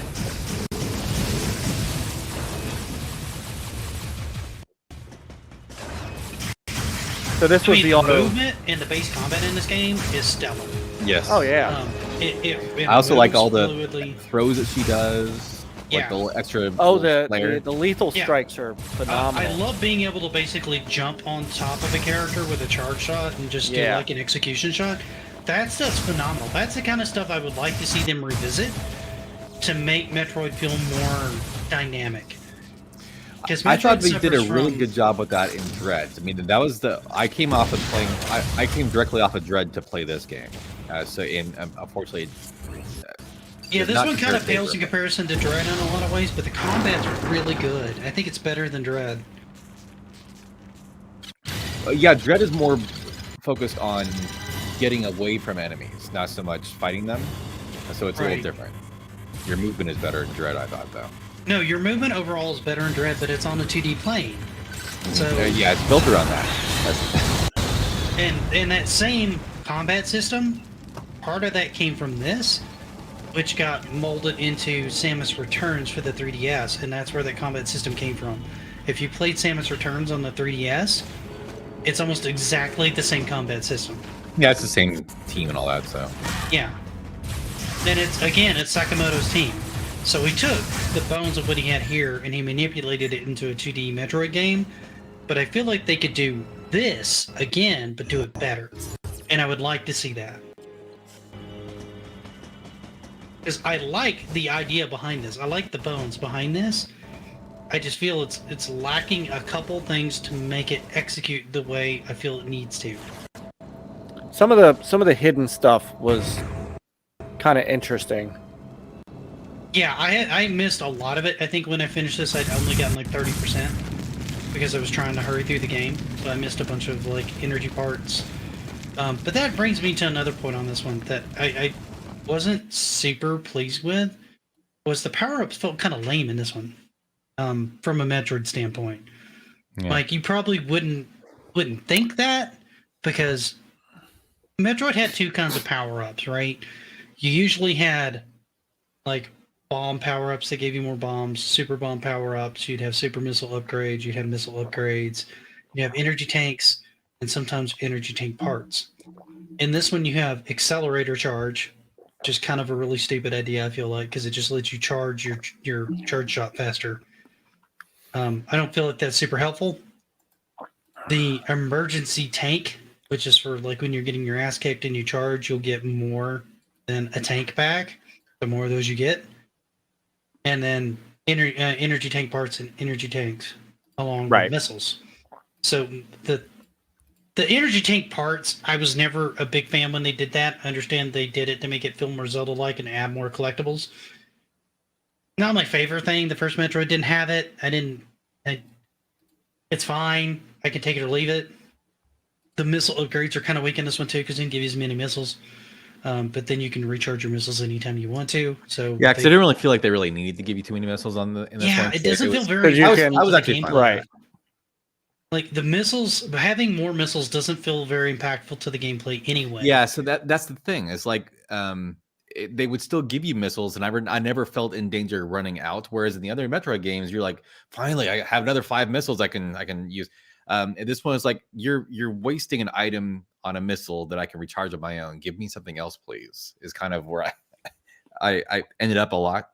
Hey, Brissa, thanks for popping in, man. So yeah, I mean, there were two things that I felt were kind of lacking here. Like the power-ups felt weak. The the ones you could collect, right? All the base ones they added were very impactful, but you had no control over when you got theirs. There was no sense of like, oh, great, I found this one finally. Now I can get here. You don't have any control over that, right? So that was a little bit of a bummer. The only reason I wanted more base missiles is so when I used a super missile finally, since it used like 10 missiles, that I could fire off more than one before I had to charge. That was the only reason. Fair. Okay. Is the Smurf game any good? I haven't. Was there a built-in Smurf game to? I have no idea. Metroid? There's no Smurf game. You in, can play a Smurf in this. game in Metroid Prime I or think Metroid there's a Dread? side conversation going Cannot on say that I'm that? totally Yeah, there lost must on. be.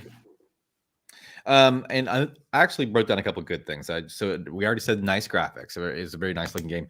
The cutscenes were, especially the opening cutscene that showed like the final fight against Mother Brain. That was freaking amazing. That was an amazing cutscene, and I would say they're all really good. I may not like what was happening in the cutscenes, especially when she was talking to people and being a character and not just a presence on the screen. But it was the presentation of the game was rock solid. So I had no complaints as far as the credits were gorgeous. And I did actually like, even though it's very clunky, I did see it ultimately as a positive that they did try to use a variety of gameplay mechanics, like with the obviously we just spent the last 30 minutes talking about how we have issues with the control scheme. I still the thought is nice. I can appreciate at least the sentiment of wanting to do something a little different. And some of the stuff in, like you said, it's good bones. I'm fine with this, holding it up to charge, all that stuff. It just need a little more time in the oven, I think. There's a lot of conveniences there, and I like the hold up to charge missiles because what that did, Mike, is, since you've never played one of these before, one of the most common things to do in a Metroid game is to farm for life and missiles. Okay. It's pretty much a staple of the game series, right? You're low on health somewhere, you find a good place to farm, and you shoot enemies for 10-15 minutes while you refill your health and missiles and whatnot, right? And you'll get random power-ups from enemies. They removed all that out of this game in favor of holding the Wiimote vertically to recharge the main elements you would need, right? Hey, Genius, how you doing, man? Good to see you. Geniuses. Welcome. Hey, Ingenious. So that was the concession that they made, so that you didn't have to farm. I think they felt like the farming was a little too grindy, and most modern gamers wouldn't want to do that, even though it's a staple of the series. So they tried to streamline that. Okay. Which works and doesn't work, right? But it's an interesting idea. Like, this game is full of like great bone structure to make. If it had done well, I think the next one would have been better. I think that would have been the one that everybody went, okay, this game is amazing, right? But the first one didn't do well enough, and so Nintendo spent a long time trying to forget that this game existed. Like, after this one hit, you didn't get another Metroid game until Dread. Samus Returns. Another true Metroid. Samus Returns. Yeah. Right. I'm confused. It's either Return of Samus or Samus Returns. I forget which one is which. Yeah, I want to say it's Samus Returns, but which is a good game. I like that one a lot. I don't think it's as good as like Fusion and some of the others, but it's a good game, and it works well on the 3DS, and it brings in some of what was in Other M, because you've got the parry mechanic and stuff like that adds a little bit more dynamic thought into how you shoot, and then he gave you the option of hitting something to be able to directly aim, which was also kind of pulled in from Other M. So those were cool additions that I thought really worked in the 2D space. What I would really like them to do is to come back and rethink this, because I like the 2D and 3D environment. I like the movement. I like most of the combat in it. There's just a few things that I feel like need to be tweaked to streamline that experience and make it all finally click into place and make it mechanically probably one of the best Metroid experiences. Now the story, that's a different thing, right? Now, Yeah, let me just tag on that real quick. My last good thing that I wrote is it's a decent story for another game. This is the only Metroid game really that, well, Dread a little bit, but this is the only game in the series that really has a story that you could tell someone this is what the game is about and this is what happened. And it gets very involved. So Mike, you got a lot of cutscenes and dialogue to go through. mhm. Yeah. And it's a well told story. It's got some interesting little. And I thought we were getting to get into the spoilers. I don't think we we're going to. I'm okay skipping the spoilers. Yeah, and honestly, if we have Mike play another one of these, I think those will be like really cool things to have in mind. Mm-hmm. Because the whole thing with that little white critter, I think is super cool. I have now met the white critter. So Yeah. I've gotten that. You're far. actually past that part. Yeah. The white critter does evolve, and so you saw the second evolution. Yeah. And there's actually a couple more series mainstays coming up that have the way they are handled is very interesting. I guess we don't really need, because I liked the way that stuff was done, so I guess I'll just leave it at that. See, I didn't totally dislike the story. I thought the story was good for what they were trying to do. There were parts of it that I thought were a little too sexist, like the princess comments and are you alright with that lady and that kind of stuff was a little. I can accept that just because that's, if you put, especially in the military, you put men and women together and that shit talking like that, it's all good fun. Well, it's annoying to you, but it's also. And in my review, I kind of talk about that and sum that up as that's kind of part of her being put in a situation in a group that's mostly like male dominated, and she's the lone female there, and so there's a little bit of ribbing back and forth and stuff like that because she's like the odd man out that happens as a result of that. See, I thought them being close friends was kind of part of that. Like he was. Well, from the guy who calls her princess standpoint, yes. From Adam's standpoint, it was really meant to kind of, and she even says it at one point that it was really meant to single her out, right? And I don't know if you've gotten to that. Have you gotten to her whole gimmick with the thumbs down thing? The thumbs up, thumbs down thing? Not yet. Okay. Maybe that'll make more sense. I feel like that's kind of poorly explained. I feel like that's a poorly contrived part of the story, but it's a dumb little cute little joke they make just they can make an effective cutscene at the end, I think. Yeah. All right, I haven't gotten that far yet. And now I bet on YouTube you could probably find a handful of videos that is nothing but clips of her saying the baby, because God, she talks about this baby Metroid all the way through the game. So I didn't like how that I honestly didn't mind that because she was very maternal. I didn't like how maternal she was. I did not like how really, I was okay with that. I thought that was actually kind of nice. I didn't need that characteristic from her. So that didn't scratch any itch. Because they even talk about that in Super Metroid, right? Because because it comes back and it saves her life. So she has this attachment to that. It's all throughout Super Metroid. She has that attachment. It's all throughout Fusion. She has the attachment to the baby Metroid because of this game. There was the baby Metroid had an attachment to her. She had an attachment to it in Fusion too. Because she talks about how she was grateful to it to saving her life and this and the other. So Fusion, they allude to it. And Fusion came out before this game. So they just built on that. They built more of that relationship and more of that bond because it comes between those two. I'm out of popcorn. We're going to fight now. Come on. That's fine. Just because she says she appreciates something does not go. It's hard to say. She acknowledges that something was a nice experience versus my entire focus is on this thing now. It's okay to be wrong. That doesn't even bother me because that's I gotta give you some shit, dude. It's fine. That's fine. Like, you can give me all the shit you want, but it's I'm solid in this position right here. They went over the top. I think if you go back and you look at Super Metroid and you go back and you look at Fusion, they've already kind of built that there. This just explains it more, right? No, I don't agree with that. So I have played those games recently.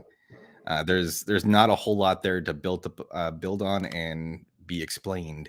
So there's basically the baby. That's all she says all the way through the game. So it's Fusion's a good game. I really got to go through and like finish all of Fusion. I got enough into it. I got the basic of the story, and I got I want to say 5 or 6 hours into it, and I've never like fully finished it. So I need to finish that one. It's a really good game. Fusion is probably one of the best ones outside of Super Metroid, in my opinion. I don't know. Dread's really up there. Dread's really, really good. I would say Dread is probably one of my favorites now.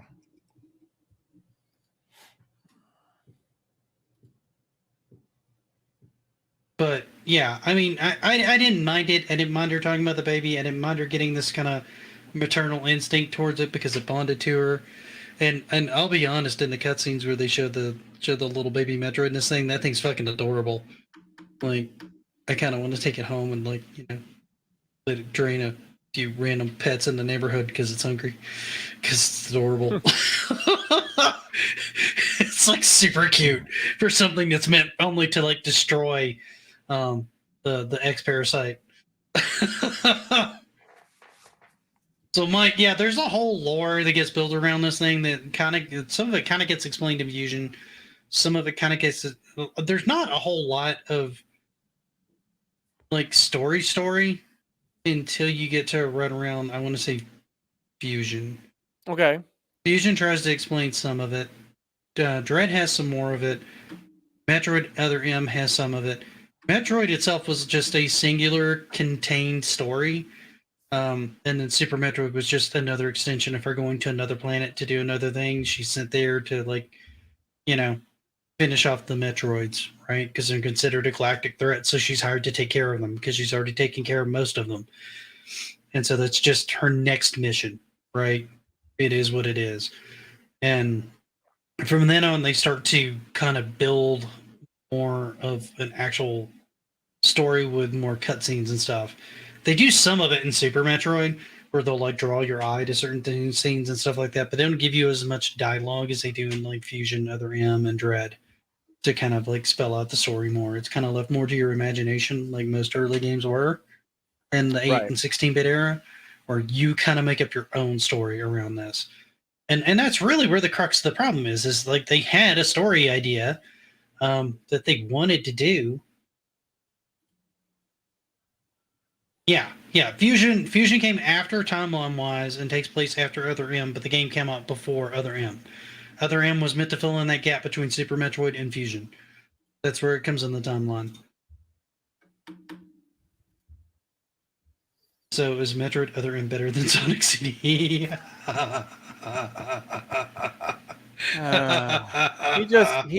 just can't. John's not here. Trolling. Right. You know what? A little Metroid baby plush, I would freaking love that. Like a little Metroid plush, that'd be great. I'd love one of those. That'd be fantastic. I'd buy that. I don't think I've ever seen one. Might be one on Etsy. Did you ever see those? They gave them away in the loot crates, but it was like the baby infantized xenomorph creatures from Aliens. So I have a face hugger plush with a baby face, so it's all really cute looking. It's in a box somewhere, but they could easily do that with the Metroid. Yeah, they absolutely could. There's got to be a cheapy Metroid somewhere on the internet, so I'm gonna just go find it real quick so you can see it. I mean, Japanese love to make anything cute, so yes, they absolutely will. That they've done it. I don't know. I still having played this game, I like it more than I dislike it. There were parts of it I disliked more this time than I did last time on parts I disliked a lot more my first time playing it that I didn't have a problem with this time. Like the investigation scanning sections, I didn't have a problem with this time. There was like one or two that was stuck on for a little bit. I wasn't keen on those only because there was. That's right. That is exactly why I love Sonic CD and all Sega CD games. The way you describe Samus is like she's an intergalactic pest exterminator. That's kind of most bounty hunters. There were a couple times. There were a couple times in the investigation mode that I just kept looking around, going, "What the hell am I looking for?" And some of that stuff wasn't easy to find. Yeah, there was one at the section that you're at where you had that one where it jumped on you, started attacking you with its tail. Yeah. The first time I did that one, I think I actually had to look it up because I scanned what I thought was every section of the screen on my first playthrough and could not find it. And on this one, I spent like 3 or 4 minutes like clicking on the various different guys going, what the fuck's going on? Right, and right. And then I turned around and then I went, oh, there it is. But if you watch the cutscenes, like you're paying attention to the cutscenes, like for the most part, they start to direct you where you need to start scanning. Yeah. Right. So it really, there was only one other that I had, the one that I really had a problem with. And that's like, I had to look at this one little emblem on something's chest and I couldn't see it because the screen was too dark. And I'm like, what the hell am I looking for? So I spent a long time like clicking around before I actually found it and went, oh, well, and there's a I didn't boss even know that battle was there at the end of the game also where you have to find the boss in this big room. Nick, go to our private chat. I gave you a picture. Oh, wait, hang on. You'll like it. Am I gonna like this? It says token validation failed. What? I don't know. It's telling me token validation failed. See if I can put this in. Copy the whole link. Because clicking on it's not working. No, it just says token validation failed. Well, no idea what's going on. Let me try again. I don't know. There's a lot, man. There's how many Metroid games are there? There's Metroid 1. There's Samus Returns on the Game Boy. Then there's Super Metroid. Zero Mission, which is a retelling of the original Metroid, but still counts because it's different enough. That Nick. Yeah. It's adorable. Super cute. Okay, hang on. It's on DeviantArt, so it's always a little sketchy when you throw things up from DeviantArt, but there you go. That's super cute. I love that. That's adorable. Metroid friend. Make a plush out of that. Easy. See, and that's the thing. Like I have a lot of negative things to say about this game. However, it did kind of stick with me. I didn't forget about it. And I actually did play it on hey, Thumb. Playing it again. What's up, Thumb? I would play it again because there are things that I actually legitimately liked about it. I'll admit, I kind of want to go back and play it a third time and just take my time going through it so I can go get most of the collectibles and see if maybe going through it at a slower pace and not trying to rush through the game makes it the experience I remember the first time I played it. Because I think the first time I played it, I spent 10 or 12 hours. And this time I completed it in like 7. Mm-hmm. But I only had 30% of the collectibles. I didn't spend a lot of time looking around for things. I was just trying to push through the game, right? And then after you beat the game, you can go back. Yes, you can. And collect everything. I did look it up because I was curious to see if it was going to be worth my while. And you unlock art. So you don't really get anything substantial by collecting it.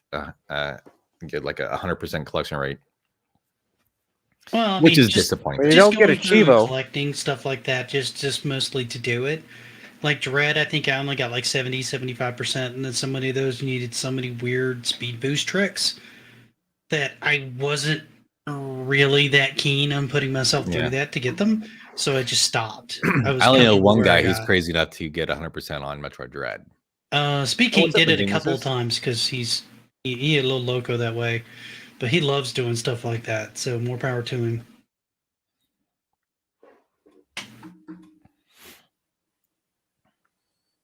Well, I'm gonna finish this thing up because I'm except if you're referring to Other M, I would definitely recommend. I would recommend it. It's a better game than I expected it to be. Just based on I think it's a much better game than people let on about. Everybody bags on this game, and this game is not nearly as bad as people make it out to be. I mean, even in my review, I beat on the controls and how to fix some of it and this and the other, and I go into a lot of the points that are kind of a little touchy on the story that people beat on. End of the day, I still like it, and I think I like it because it's weird, it's different, it's strange for Metroid, and I like it because of that. Yeah, I can like, even if it's clumsy, I can like something if it's different. I mean, that's not necessarily a deal breaker for me in a lot of cases. And honestly, I find that the more people dislike something, the more likely I am to like it, just to be different, I guess, probably. But, or at least the more likely I am to give it more of a chance than I would have otherwise done it. So it's not a game that I regret playing. I'd do it again. I will never see it as anything other than like a misstep for the series. It's fair. I mean, that's fair. Knowing what you guys have said about it. Yeah, and honestly, I kind of see that point, but I honestly feel like if they took the bones of this and say put it on the Switch, or put it on with like even with the Joy-Cons, or say you throw it on like the Switch Pro controller, right, or even an 8-bit controller, and you try to do this game again, I think it works a million times better. And I think it becomes the way that we want Metroid to be now from a gameplay perspective. Take the story points aside, take that cool combat, give it more freedom for you to be able to look around to where you can make the exploration feel more impactful, and not just unlock things as you go along. Give you that exploration, but make the combat and the movement like this game. And I think you've got a nice hybrid between 3D Metroid games from like Retro Studios and the classical 2D ones, and it becomes like a great marriage between the two. And, and honestly, I think that is worth. I really think it's worth a revisit by Nintendo, but I don't think they'll do it because this flopped so hard that they won't ever look at these mechanisms again for Metroid, and that's a shame. That is tragic because it's not because of it's not really because of the game mechanics that the game, I think, was received so poorly. I think it mostly got bagged on because of the story, partly because of clunky controls. That's the main issue I have with it is the story. I can make my peace with the weird controls. Yeah. It's just that's at the end of the day, that's not how I want the character portrayed, and that's not the way she's been portrayed since. And honestly, obviously the series is, I think, in better hands with Western developers. So, yeah, I mean, I kind of see that. I mean, it was I don't know if they were German or French. The people who developed Samus Returns and Dread. It was the people who did the Lords of Shadows games. Let's see, what's the Metacritic score on this? Wow. Okay. So the actual critic score on this isn't terrible. That's a great. No. 79 is an above average game. It's not amazing, but it's not bad. That's probably higher than I give it. The user score being a 6.7 is pretty bad. It was pretty disliked, and everybody I talked to hates on this game. Like, I've run into more people recently that have grown a fondness for this game, but when it originally came out, I heard nothing but bad things about this game. And I played it kind of because it was a Metroid game, and I wasn't buying that it was a game as everybody made it out to be. And I was right. It wasn't anywhere near as bad as people made it out to be. And realistically, I think a lot of it came down to the fact that nobody wanted to give it a shot because it gave it to Team Ninja. Like, nobody had any faith in Team Ninja making a Metroid game. Nobody wanted to see it. Nobody wanted to give it any credit. Nobody wanted to give it a shot. So they just bagged on it constantly. and that's their problem, because a lot of what Team Ninja Yeah. did made the gameplay so much more dynamic in a Metroid game that I wish a lot of it would come back. It needs this kind of modern overhaul to liven up the series, but it also needs to harken back to the exploration and discovery roots of the game series, which means you need more control over where you can look. So give me this kind of like free-flowing 3D kind of combat system where I have more tactics I can use, but let me find things like the Varia suit. Let me find things like the gravity suit and the space jump and the screw attack and stuff like that. Let me find those items, and then find new avenues to explore the game world that you built doing that. And I think you've got an amazing, revolutionary Metroid game on your hands at that point. But I'll step off my soapbox now. Sorry. If nothing else, I think this, just to piggyback on your point, this shows that a third person 3D Metroid game is possible. I feel like making kind of work like mostly a 2D game is probably the best idea. But there was a lot of parts where it actually was more open, a full open area that you can move about in any direction. So it, yeah. I disagree with this point. I think this makes her. This shows that not only can she work independently and be a badass, she can also be a team player. She can work with a group. She can be part of a group without having to always lead the group. And she can take orders when reason calls for it. I don't think it necessarily makes her any weaker for it. It makes her reasonable, and it makes her part of a larger whole in parts. And I think that's kind of, I think that's what they were trying to do with it, and I think that's kind of laudable. You could take it as her being weak and submissive. I take it as her cooperating with authorities on, because she acts a little bit more like an investigator in this one when you think about it, because you're doing a lot of scanning and a lot of like searching and stuff like that. And that brings up another good point of something that I like to see. That scanning feature, well, kind of cumbersome and clunky in this, could be a cool way of discovering and analyzing creatures, learning weak points, tactics in future games, maybe gaining new abilities from it from various different scans and being able to combine certain DNA strands and stuff like that to make new things for the suit. So you could do a lot of cool, varied upgrades using a feature like that if you implemented it properly in a game. So there's a lot of cool stuff going on here, and I don't buy into, well, she's just a submissive, weak woman in this one. I don't buy that at all. I don't either. They lean on her super heavily, and she is the heavy of that team, which is she's why the tank. She's the tank. Why they keep her on soul range. She's their anchor. She's the anchor man for them. And they do give her assignment and then let her go by herself. Like there's nobody. She doesn't pair up with anybody. She just goes, and she's sent to the harder areas alone throughout the entire game. And then she's sent in to back other people up because they end up in the shit in weaker areas than what she's in. So she ends up having to go in to cover them. So I don't necessarily... I respect your opinion on that, Zombie. I just don't necessarily agree with it. Let me phrase it that way. Do you really, though? Yeah. Well, I mean, I don't respect Rob's opinion on it, but I mean, that's Rob. I respect Zombie more than I do Rob. I love you, Rob. No, I'm just sitting. That's why I'm being silent about your opinion. I hear that the words are coming out of your mouth, and I'm letting you say them. It's all nonsense. And Hector, we all have an assignment for her that she would probably like kill you if you suggested.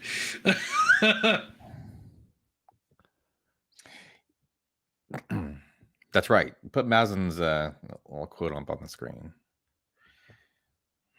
What, this? Your opinion's overrated, Nick. And I actually agree with this too. It had a lot of parental love, growth, and maturity and independence elements to it. Because really, this story was about how she became the independent bounty hunter badass that we know, right? Yeah, then why wasn't this set earlier on in the Because she storyline? goes back into the same hold on. mindset of listening to dad. To be fair, I'm not saying this to be snarky, but it says it kind of right on the back of the box. The tale of Samus can now be told. I mean, I knew, witnessed the cinematic story of Samus Aran's past. I knew going into this was an origin story.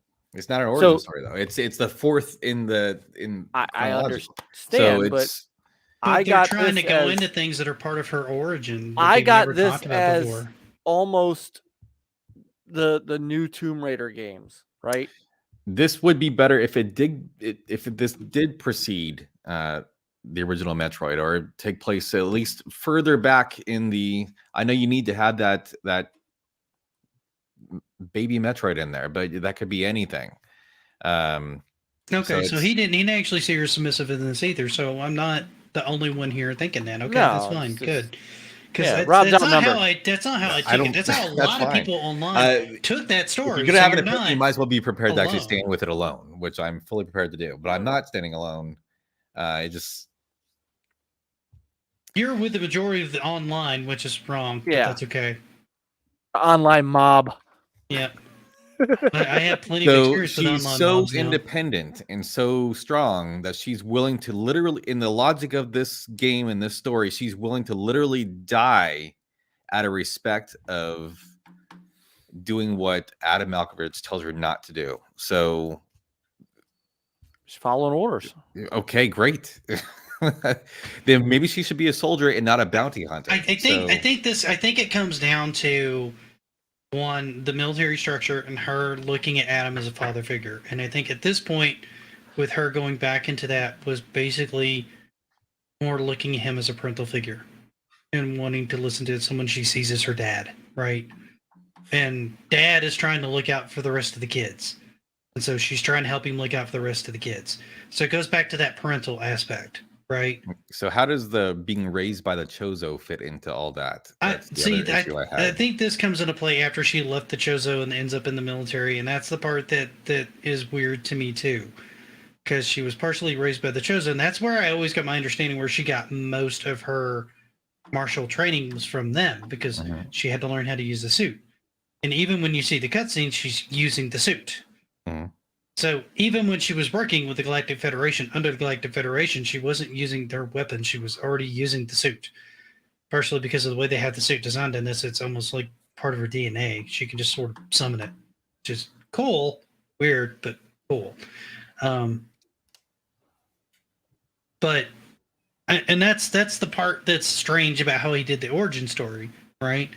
Because the Chozo part isn't really talked about in a lot of the other Metroids. You see them there, and they're mentioned in Hushed Whispers, but you never see her interact with them. You never hear anything about it. There's Wikipedia pages about it that explain it.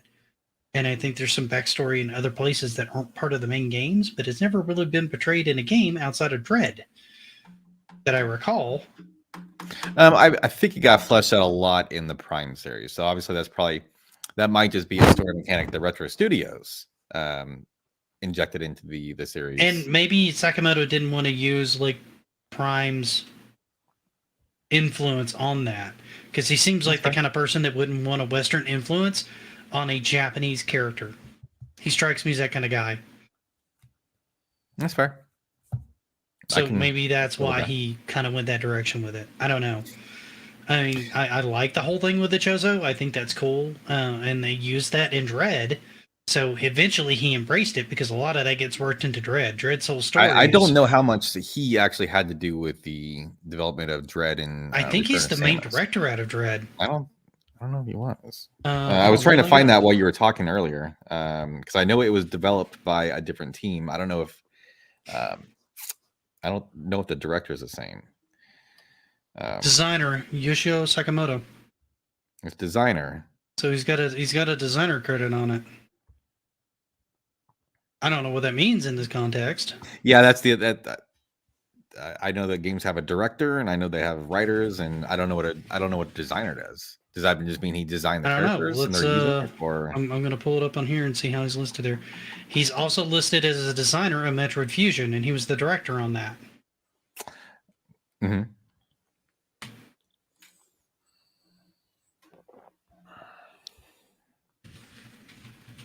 Let's just go to the base Wikipedia and see how they have him. I bet listed. that's what I'm trying to get to. I mean, it's everyone shits on Wikipedia, but it's a pretty good source for this kind of information. Pretty reliable. I don't know why everybody shits on Wikipedia. I love Wikipedia. I think it's amazing. Unless you're looking for really, deep cut information. If you're just looking for basic stuff, Wikipedia is pretty safe.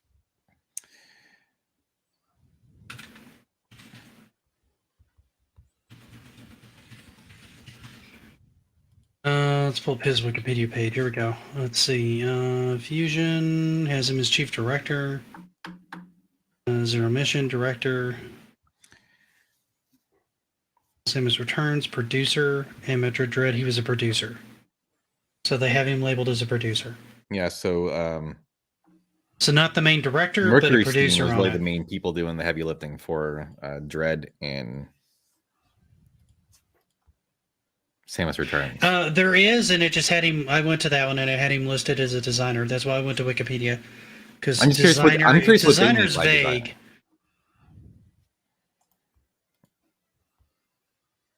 I liked Prime 3. What are you talking about? I thought Prime 3 was fun. I had a lot of fun with 3. Next episode, we'll be discussing Metroid Prime 3.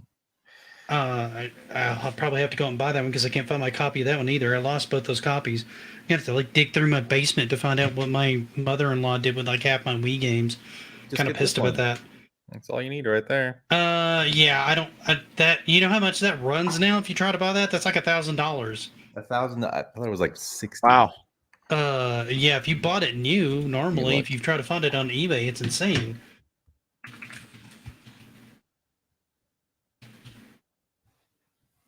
You buy it on the Switch?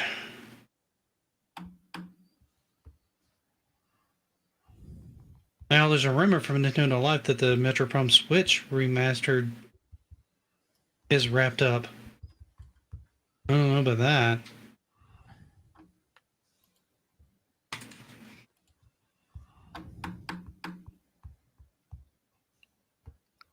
Let's see.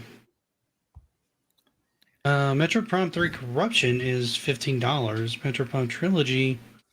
Ida Bazaar actually has it for $47, so that's not bad. I was thinking it was like in the that. $60 range still.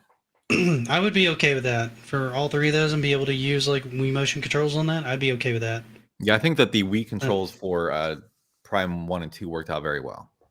Yeah, and here's what I'm used to seeing in Retro V Games, 209. Metroid Fashion, 192. Somebody has it certified where they've got it in a case with it numbered and everything like that, and it's $949. This game was insane for a while. It only went down in price when they released it digitally at one point, and you could download it. And I bought it on the Wii, but unfortunately, because Nintendo sucks at owning digital goods, they didn't transfer over to the Wii U store, which had a Wii store, which was the same fucking thing. But now I can't even download it, and it's a pain in the ass. The entire way Wii has handled their memory storage and their online service has been atrocious from forever. So, it's on the Wii U eShop? Okay, I will buy that then. I will probably immediately go buy that before I settle down tonight on my sofa.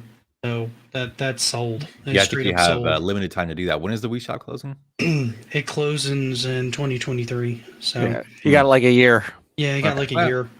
It's not as limited as I thought. Yeah, it closes not terrible. March of 2023. So you got a little over a year. Yes. So I guess just to put a button on the conversation. So Mike, you're still going to be finishing the game up, and I believe I am. I think it's worth playing all the way through. Yeah. And I'm interested to hear your final thoughts when you finish the game.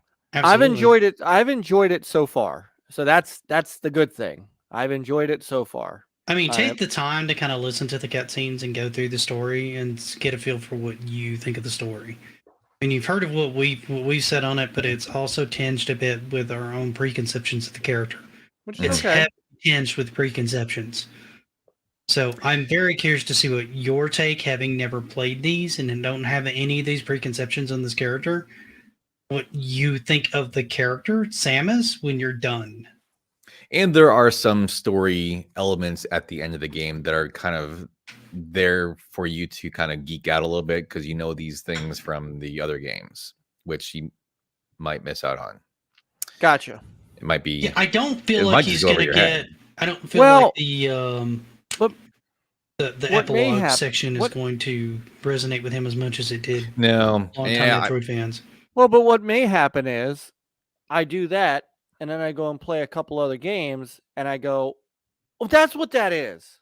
See, ideally, that's what happens. Yeah, which is okay. And Bacon Ice Cream Productions has asked us to do the original Metroid next. Okay, I saw that on Twitter. As long as nobody minds me. That's a shorter game, Mike. We can burn through that real. Oh, I'd be emulating it, and that one when you understand what's going on is a very short game. I often struggle with it because I don't remember where everything is, so it takes me much longer to do it. I'd say it's somewhere between a 10 and 15 hour game if you don't know what you're doing, and it's probably, if you know where everything is and you're quick about it, it can be done in like under 2 hours. Yeah. Cool. Okay.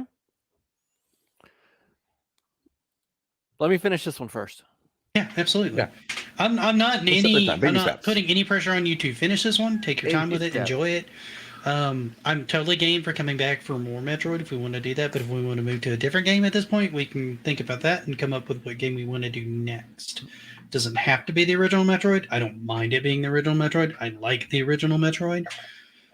I like Super Metroid quite a lot too. I want to go through Fusion as well, and I need to go back through and do Zero Mission as well. I got to the end of that one and I was really struggling with Mother Brain on that one. Like I was really having a hard time getting any missiles in on that one. That was just a hardcore struggle for me. I don't think I was quite as prepared as I needed to be when I got there. I think these conversations do work best when we have opposing opinions. Whereas you and I may disagree on Other M, but I have a feeling that once we start getting into other Metroid games, we're going to be pretty much on the same page. So. Yeah, except for when it comes to the Prime series. And on the Prime series, that was one where you and I had like the inverse opinions on it. I loved the first two, and you didn't like 3. Pretty close to loved 3 because 3 fixed all the problems I had with the control scheme of 1 and 2. But see, I like the control scheme in Metroid Prime 3. Sorry, Mike, we're not trying to drag it out further. So if that were the case, would you like the first 2 games more using Prime 3's control scheme, which you can do with the Wii versions of those? I'd be curious about that.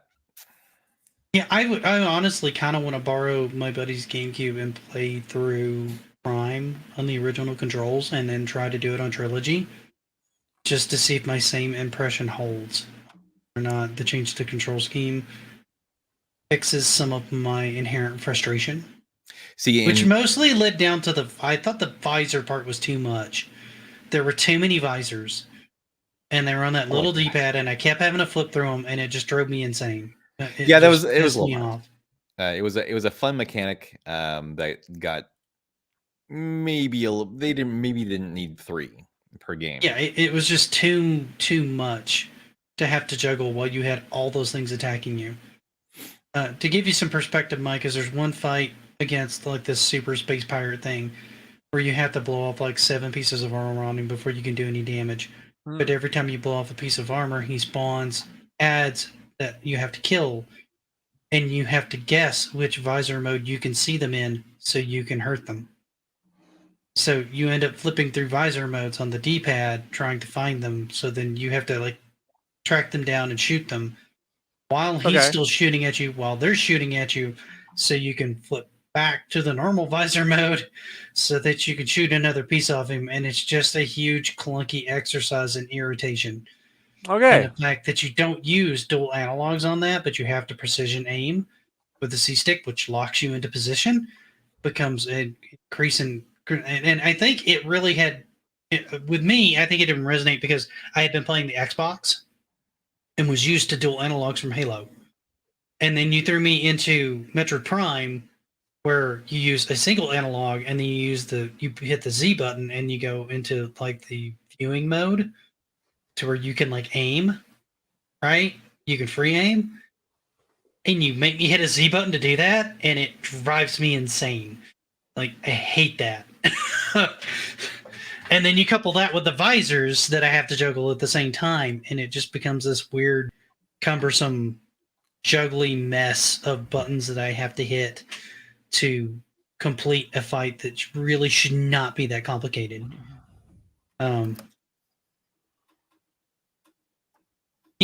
Yeah, and see, ingenious is with me. The controls get so simplified, and the movement and the combat and the aiming and all that gets so cleaned up in 3 that I feel like that's where it needed to be from the beginning.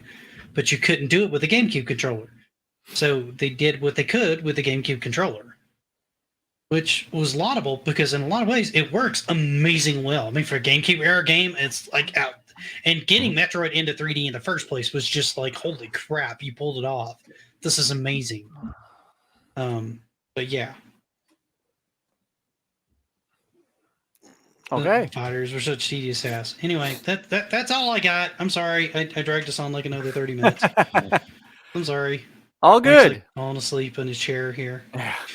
It is quarter to 1 here. It is. Yeah. So I don't have a whole lot to add, except for I am working on a review of Other M. I would like to get it out by the end of this week. I'm not super hopeful that I'm going to get it done by the end of this week, because it's going to take some editing, and there's a few things I'm doing on it that are a little unusual for videos for me, where I'm kind of cutting back and forth to like me talking and then back to the videos. I'm doing voiceover and I'm doing kind of like live commentary. So it's a little weird to edit, and it takes a little bit more time, but I think it's going to look nice when it's done. That's the only thing I've got. I think I may have officially given up on Earthworm Jim. I have no drive to go back to that game. I just don't care. Mega Man X4, for the record, Massive Power is going to probably get started tomorrow. And then once I finish X4, I'm probably going to take a break from the X series and probably do something else for a little bit. But I do want to get through X4. I've heard nothing but great things about X4. So that's kind of what's going on the channel. Mike, what you got? So on Thursday, we are hosting the first ever Gamers United Guild Challenge Rocket League. It is the NLG crew. It's going to be me, Peter, and Chris against GoGameGo and Papa Pete. So it's going to be Jeff and Stu and Pete. And we're going to have a great night of Rocket League fun and camaraderie. And it's going to be a great time. And then Friday night, I have no idea what Peter and I are playing for our Friday night with Peter and Mike. At some point, I'm going to be streaming the Midway Origins games because I'm getting a little arcade twinge in me. And then I'm going to start working on my second volume of my favorite Saturn games, the second tier of games. I'm going to start writing that soon. So I'm hoping to have that out sometime in March of 2023. But no, I'm hoping to have it. We're on Panda Subs timeline. Yeah, exactly. Because I suck at content. So live streams I'm great at. Regular content, I have to really work at it. So, but that's what I'm working on now. And then Thursday's Rocket League night, 9:00 Eastern. What you got, Rob? That's right, Rocket League and debauchery. There you go, Zombie. Well, you used my joke. I was going to say that I'm also working on Other M review that should be out at the end of July. So, yeah, it's I'm just had the first Mega Man X video, kind of like the series overview, come out. I enjoyed that one. I thought that was good. And so I'm working on the second part. I'm almost done with that, so that should be out. I hope to have it out in the next couple weeks. So, but basically, the first video was basically the trailer to this coming video. Yeah, basically what the idea was. So that's what I got going on. Nice. So I think everybody here is already subbed to everybody else. If not, please sub to these guys. Their links are down below in the description. If you don't see them now, you should see them on the replay. And Zombie, to answer your question on this, it is a shame because I really, really, really wanted to like Earthworm Jim, but I don't like any of the level designs. None of the weapons. There's only really the one weapon and then the plasma shot, and that's just the game mechanics given to the character aren't enough to keep me engaged with the game, and I hate every level design worse than the previous level's design. I do not think it was a well-designed experience. I don't feel like it was a well-thought-out experience. I got all the way to the first stage of Buttsville, and I have never hated a stage more in my life because I have to frantically button tap to hover down, and after about 30-40 minutes of practicing that stage, my wrist hurts and burns like a motherfucker, and I don't want to play it for a couple of days so my hand can recover so I can actually play something else. The fact that I have to do that and I have to practice it that way is... Would you say it's bullshit? Oh, it is completely bullshit, and it's probably one of the least enjoyable gaming experiences I've ever had on a game as a whole. Wow. That's Fair. my synopsis. Fair. I would take Demon Souls, which I already don't like, and I've spent 40 hours trying to learn, over this game because it feels more fun and more fair.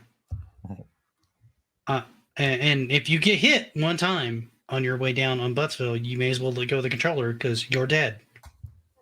That's it. You're done. You had your one shot, but it doesn't kill you immediately. It makes you bounce around like a jackass for a while. It's not a good experience. So not for me anyway. I respect those guys that enjoy it. That's fine. It's just not for me. I've tried to get good at it. I've really struggled with it hard.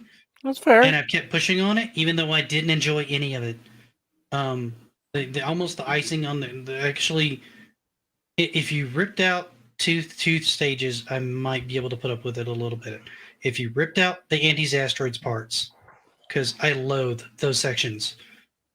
I really, really hate those sections. They're a waste of time. Never get continues. And if you fuck it up, you have to fight Psycho, which means you lose more lives because he's a bullshit fight. And then you remove the fucking walking the dog escort mission bullshit. Whoever thought that fucking stage was a good idea needs to be fucking beaten in the head with a fucking shovel. It was my That's idea. how you really feel. There's no fucking reason to do a stage like that at all. And the person who did Buttsville needs to straight up be shot. Didn't Tommy because fuck that guy. Yeah, I've always thought that Earthworm Jim was an overrated game. So I don't disagree with anything you're saying. So, and I applaud you for putting as much time into this game as you have, because no one's gonna say that you gave up without a fight. Yeah, I mean, I almost got out of the first stage of Buttsville, and I get to the part where you got those really super tight turns right before you land, and I get caught on there, and then it's just boop, doop, doop, doop, doop, doop, doop, and dead. Because you can't recover in that section. You can recover somewhat in the other sections leading up to that, but once you hit that point, if you make one microscopic move in the wrong direction, and it's pixel perfect, you're dead. You're absolutely dead. And I didn't like that at all. I thought that was unfair in the extreme and unfun. So I just don't want to do it anymore. I don't know what I'm going to do with that series because I don't even want to do that series right now. That's how unfun that was. I don't even want to play Genesis games for how unfun that experience was. Jesus. I literally, it's made me hate the Genesis. I've done 3 or 4 games, and there's only been one that's been somewhat tolerable in the last couple of games that I've played on the Genesis, and that was Ghostbusters. And even Ghostbusters, the last 2 stages of the game were basically the full game's fucking length in the last 2 stages. It was just not.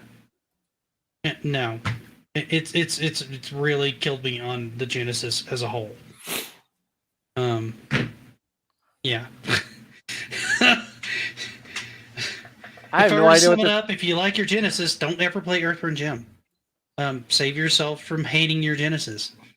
For that matter, don't play to the very end of Revenge of Shinobi, because that last boss is horseshit too.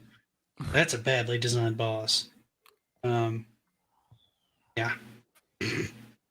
Okay, with that, It's because it is one of the worst games ever designed and put on creation. And I will die on that hill because I think I'm right.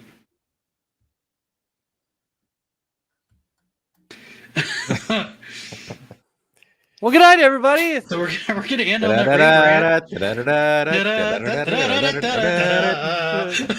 Right. All right, guys. I will see you guys tomorrow. We're going to be doing Mega Man X4. Comically, I like Mega Man X3 better than I do Earthbound Jim.